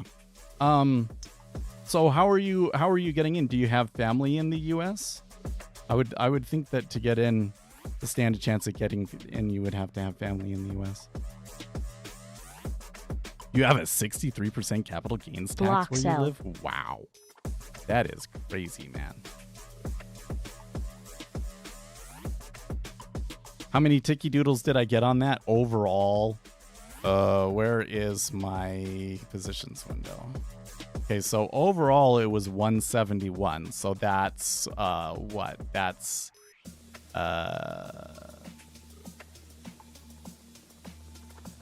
my brain's not working today, guys. Not well enough to do. Oops.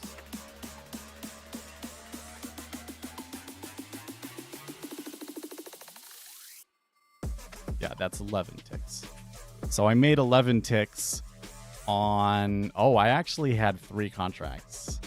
So 11 ticks on 3 contracts is basically 4 ticks per contract. You know, that's not bad. That's not bad, but I feel like it could have been so much better. Because I made MFE of 15. I could have gotten out at like 384. What would that have been? 384 divided by 15.625. So I could have made 24 or 25 ticks. Then you divide that by 3, and that's 8, right? Yeah. 8 ticks per contract. I could have done twice as good.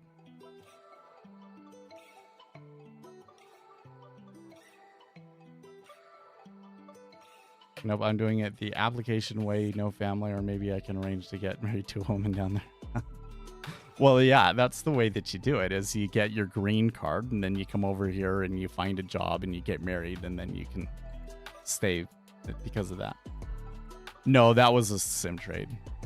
I had a surgery yesterday, so I'm not supposed to be my wife has to be the responsible adult. I mean, like, it's almost been 24 hours, so I think it's but I can still feel a little bit. Like, one of the things I feel in particular is I'll just get sleepy all of a sudden. It's just like, I'll feel a little bit like dizziness and I want to close my eyes and like I could go to sleep. And then I'm okay and I get past it. So I'm still kind of getting that. So yeah, no way that I would take a live trade at this time. But if it wasn't that case, I do think I would have taken that. I do think I would have taken that live. I maybe even would have taken it earlier than it was. But you know what got me into that trade was, and you don't see this very often. And I was kind of kept it to myself. I should have told you guys, but and I did say something, but I didn't really focus on it.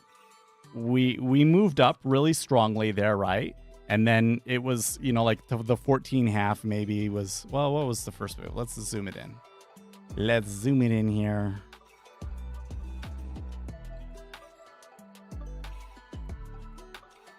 No, it was at the 18. Yeah. They came up to 18, and when they bid at 18, there was a huge bid behind it. So a huge stack that was like a 10K or something, or not a 10K. I think it was 8K was sitting on there, and then they didn't trade back into it. That's in a really strong trend like that. That's a continuation. So that's why I took that one. Now, I think I would have been a little bit faster and I would have taken it with only one contract. So how much would I have made from it? Maybe I could have made $30. But given that, well, if I was more keyed in, would I have gotten that exit? Maybe not. That one's really hard. I'm kind of maybe leaning towards maybe not, because I do have a really hard time with those. Like, the place where I'm gonna have the hardest time is when it really, really reverses, right? Because my expectation is, most of the time, is that it's going to go up, there's going to be a pullback, but it's only just going to be a pullback, and then I can get out right there, and that's no big deal. When it does this, and then somebody trades it the other way, that's where I get screwed. So I think maybe I probably would have only made $20 from it. Well, that's not bad. A $20 trade is still pretty good, and that would have been on the heels of a pretty good win streak too.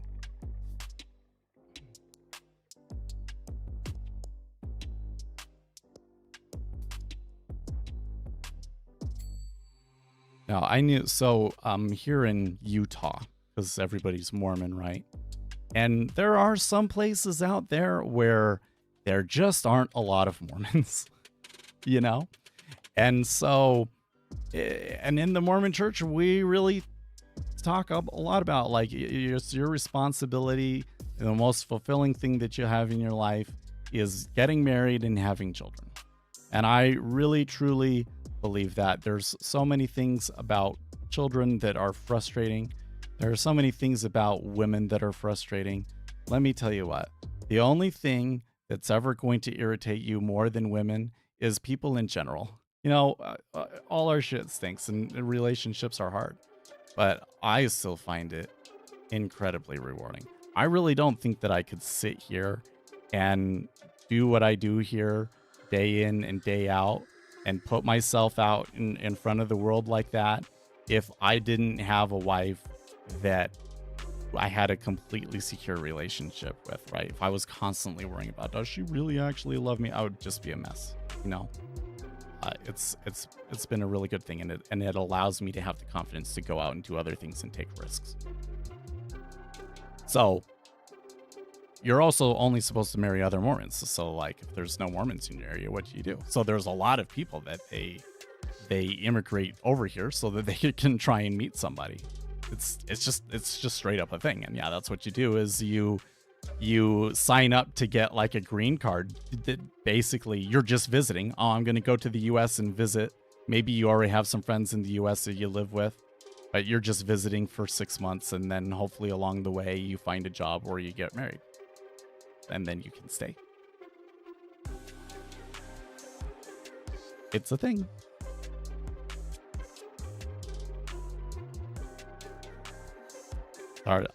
So when I was in the dating scene, there was this one girl that I knew.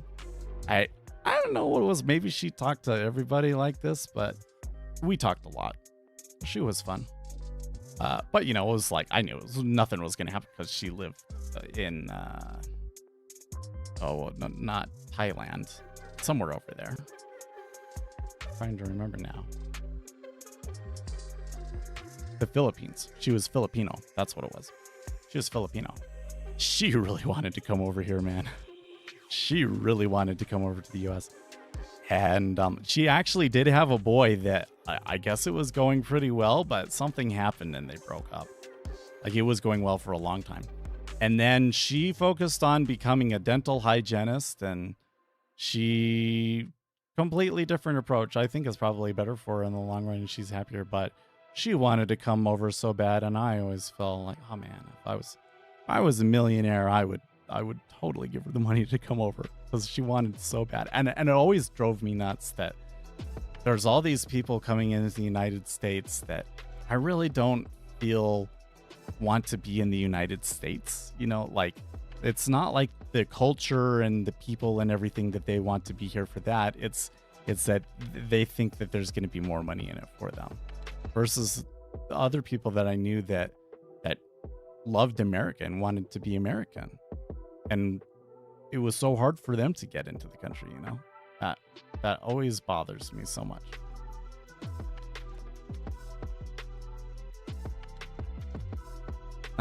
Would it count as 11 ticks full-size ZN as well? I don't know what you mean by that, but that I used 3 contracts for that overall trade to make 11 ticks. So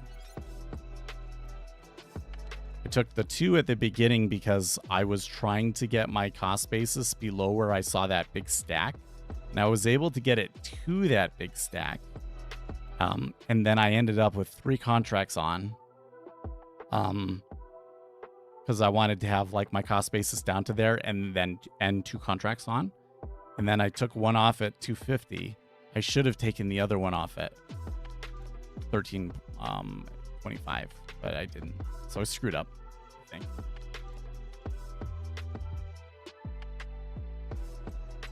And it's probably because I'm not 100%. This session has been pretty... It's been a long session. We've been engaged for a long time.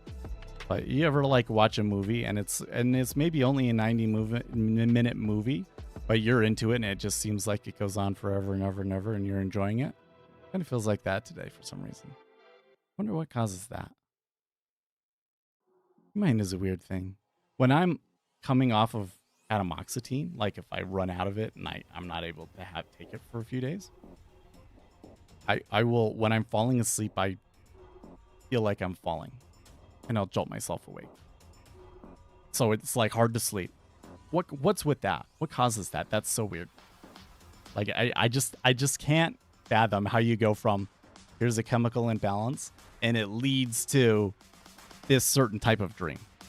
That's so weird to me.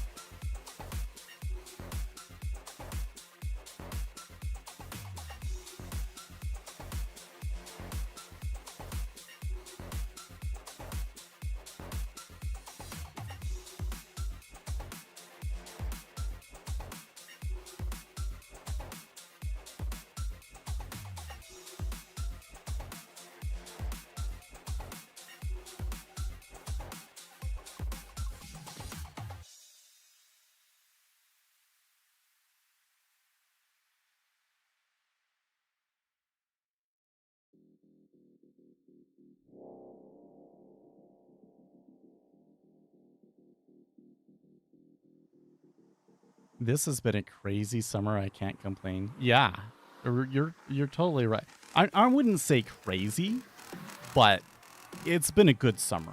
We really did not get those really bad lulls where the market just doesn't do anything. I mean, there was a few days in there. You know what though, Octavius? I think part of it is that we're just so much better with that, you know?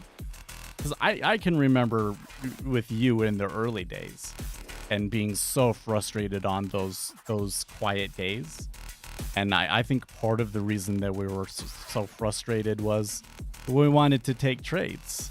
And now I kind of I know before it happens that it's going to be a quiet day like that. And, you know, I've already prepared myself that it's not going to be good trading. So that's maybe a factor too. But we didn't get very many of those days.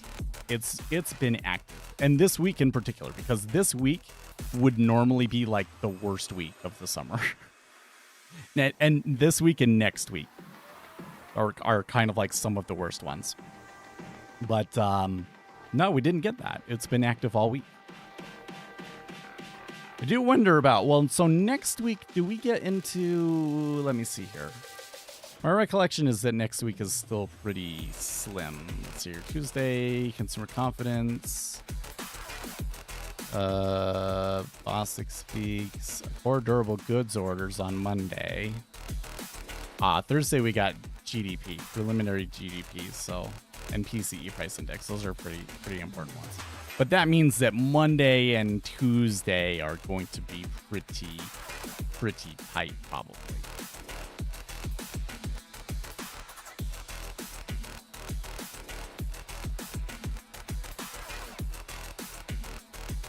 I can feel my arm. I do feel the soreness a bit more. Maybe that's because of how I'm resting my arm. But I think that means that the wound is closing, because it's not a sting. Before it was a sting, now it's sore. So that's good.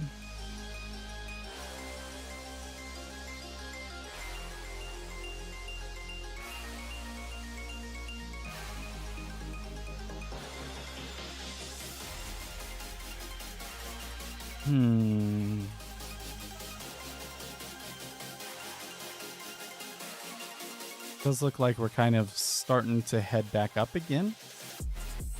They might take another head check, I guess. And I think I did get it. Well, what was my price? Where did that go? Last ask 20. I'll buy about 2.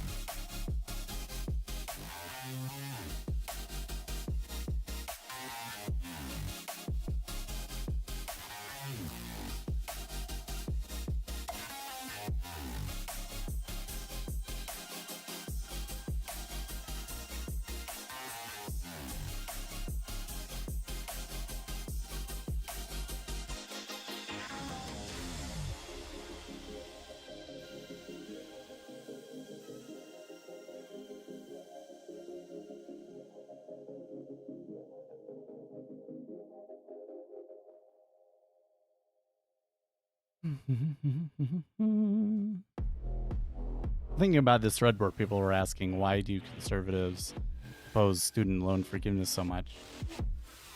I do think that there is some research about this that, like, conservatives are more concerned by rule breaking.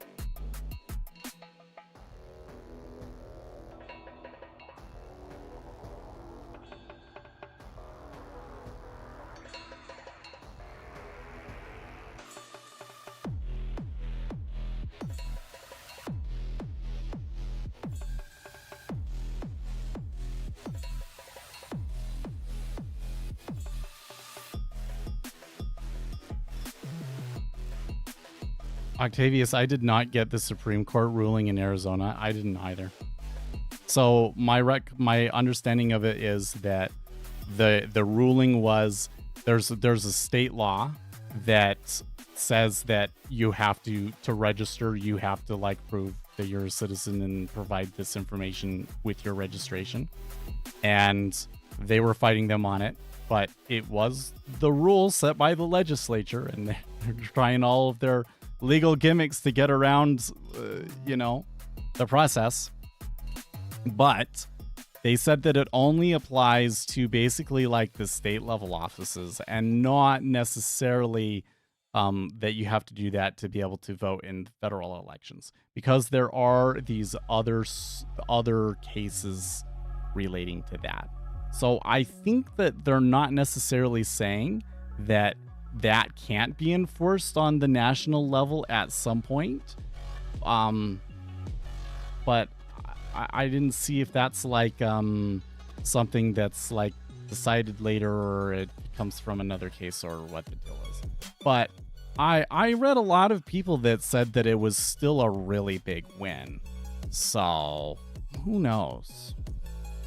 At the very least, if you go in there and you find that there's tons of people that are only voting for president and not any of the state offices, that would, be very suspicious, right? I mean, that's always suspicious in general, but it would be extra suspicious in Arizona, I would think.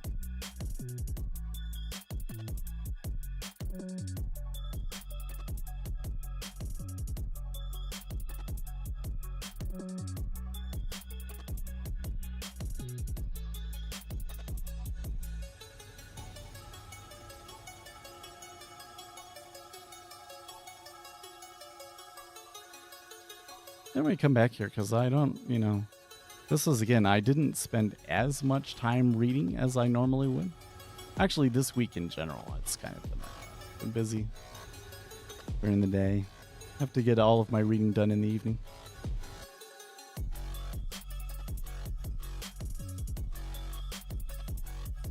There you go. SCOTUS approves an Arizona law. Let's read this again.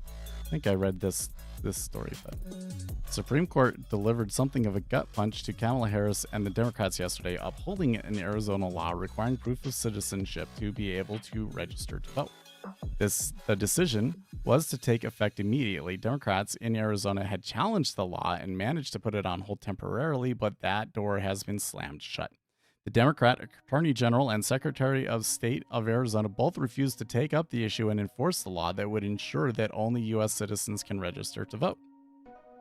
Oh, so would there have been, probably that's a situation where in other courts it might have been, they might have said you don't have jurisdiction or whatever the deal. You don't have standing, right? Oh, okay.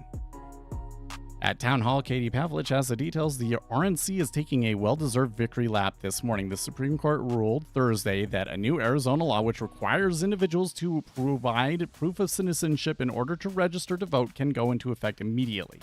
The RNC is celebrating the decision as a win for election integrity. This is a major victory for election integrity that upholds a simple principle. American elections must be decided by American citizens. Who'd have thunk? While Democrats have worked to undermine basic election safeguards and make it easier for non-citizens to vote, we have fought tooth and nail to preserve citizenship requirements, see the law enforced, and secure our elections. The Supreme Court has sided with the RNC and the American people to protect the vote in November. On Wednesday, the Democrats showed us their cards when it comes to this issue by rolling out their new proposal that would legalize the tens of millions of illegal aliens currently in the country and grant them all the right to vote in only a few years. That's been their plan all along, though most of them were too embarrassed to admit it until now. It feels as if the mask was fully pulled away yesterday. The Supreme Court is simply recognizing a few basic tenets of democracy here. He's not telling me about the details, though, because it was not for everything, I thought. Thought that it was actually a bit of a mixed decision. Each state has the ability to set its own voting laws as determined by the representatives of the people. Those laws can define when, where, and how people cast their ballots, but only citizens are entitled to vote in federal elections. The same principle applies to most state and local elections as well. The restriction by the court extends those guardrails in a key manner. The same restrictions that apply to the act of casting a vote must be extended to the act of registering to vote. Once you expend an invitation to someone to register to vote, their name is added to the voter rolls automatically in most cases.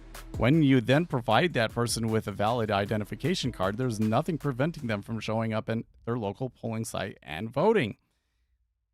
It remains a daunting task to check the status of each person who attempts to cast a vote if their name is on the list and they have an ID card. As we have already seen in too many places to list here, when you make it easy for people to vote illegally, a certain percentage of people will attempt to do so.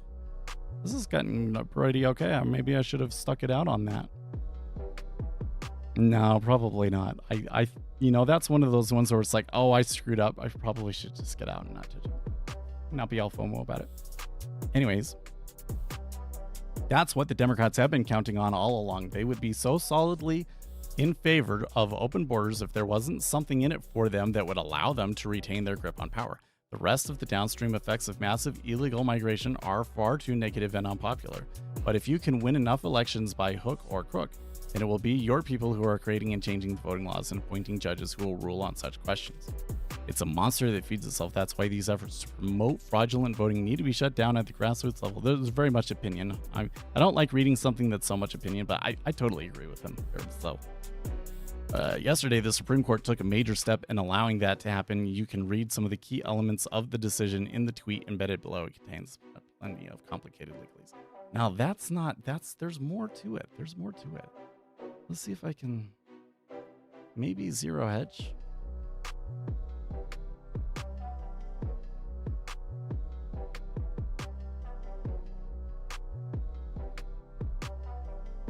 Oh, we totally forgot about what was the new home sales. 739 versus 623 expected. So new home sales was really good, actually. Well, that's good.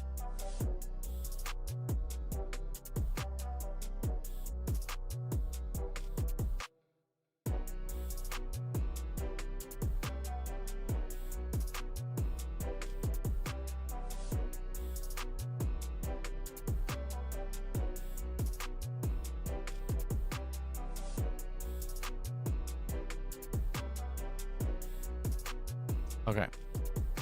The justices kept on hold provisions of the law that would have disqualified voters who register separate federal forms from casting ballots in a presidential contest in person or by mail. In other words, Arizona voters can still register using a federal form without proof of citizenship and vote in the presidential contest. Why is ZN moving so? It wasn't that fast. Did come back there quite a bit though, didn't it?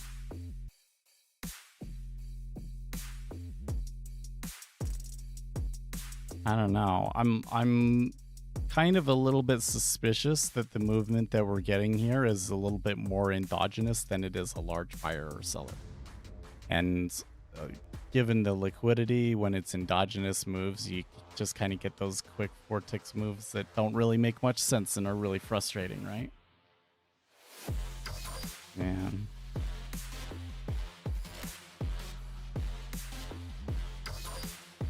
So a little bit more on here. In light of revelations about non-citizens voting in various elections and the Democrats' push to not require voter ID for presidential elections is downright bizarre. The High Court's 5-4 action, which split along gender lines with men voting for and women against, follows an emergency appeal by the Republican National Committee and lawmakers in Arizona, which is considered a key swing state. Whoa. So conservative Justice Amy Coney Barrett said no, along with Sonia Sotomayor, Elena Kagan, and Ketanji Brown, said they would have denied the request from Arizona.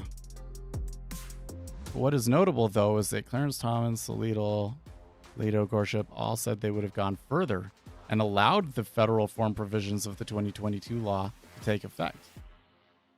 In other words, another SCOTUS appeal may be all it takes to prevent widespread cheating in the November presidential elections. The decision did not include any legal reasoning, which is common in such emergency applications, but there were just signs that the court was divided over the issue, and the Chief Justice John G. Roberts and Justice Brett Kavanaugh may have split their votes between two factions. Republicans have made non-citizen voting. Yeah, okay. So that's interesting. Wait, so...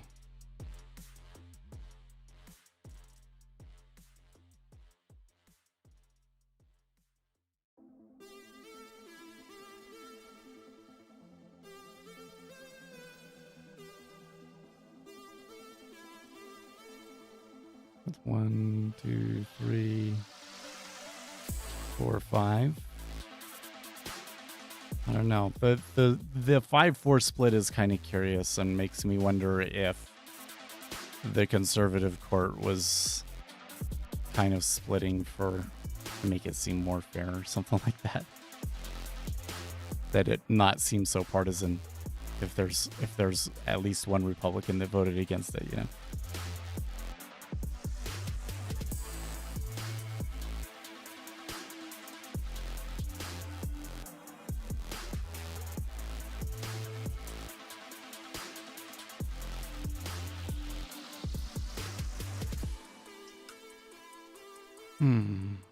Well, it's about time to get going.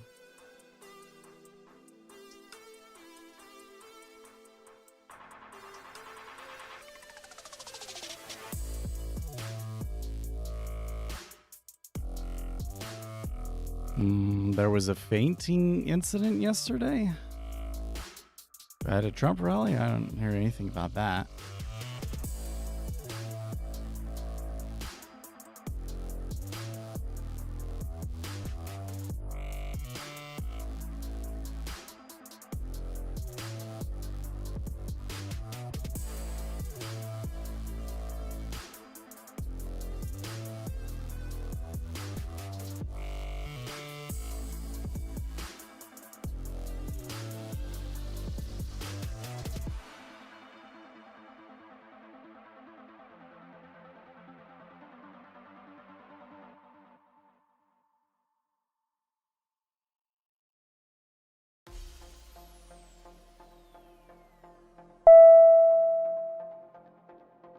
There's my sound. I guess we didn't get the memo. Well, it's probably going to level out somewhere around here. Given that there's already been a lot of volume at 21, I would expect them to hold out there. But, you know, the interesting thing when you come back to a volume profile of the treasuries here is that we came back up to like pretty close to this resistance area at like 26, 27, but we backed off just before it. So do they have the oomph maybe to make new highs next week? Possibly. But I'm still kind of thinking like, how do you do that? Because if you're going higher, then doesn't that mean that you're starting to price that they're going to do a 50 basis point cut in September? And I really don't think that they're going to do that. So that might be part of why they're doing what they're doing, is that there is some reason, like, yeah, his speech was a reason to buy and everything, but there is resistance above us. So some valuations and technical levels that they're just not going to go for. So it might be a little bit more of a sideways week next week. Hope not, but there's some reasons that, especially Monday, Tuesday, it might be a little tight. So, but that's all I got today, guys. I had fun. I thank you for putting. I know I'm a little weird today. We'll see how I am on Monday. I want to get into, like, I want to be my usual keyed in self, but still, sensitive to other people's needs more, because I'm kind of an asshole most of the time. Next month is usually not very good for bond buyers. September as a whole, I mean, you come into this period now where you tend to get some volatility in markets for sure. I think it's going to be an interesting, last season of the year. Anyways, we'll save it for Monday. I'll talk to you guys Monday, and I look forward to it. So, Till then, stay excellent.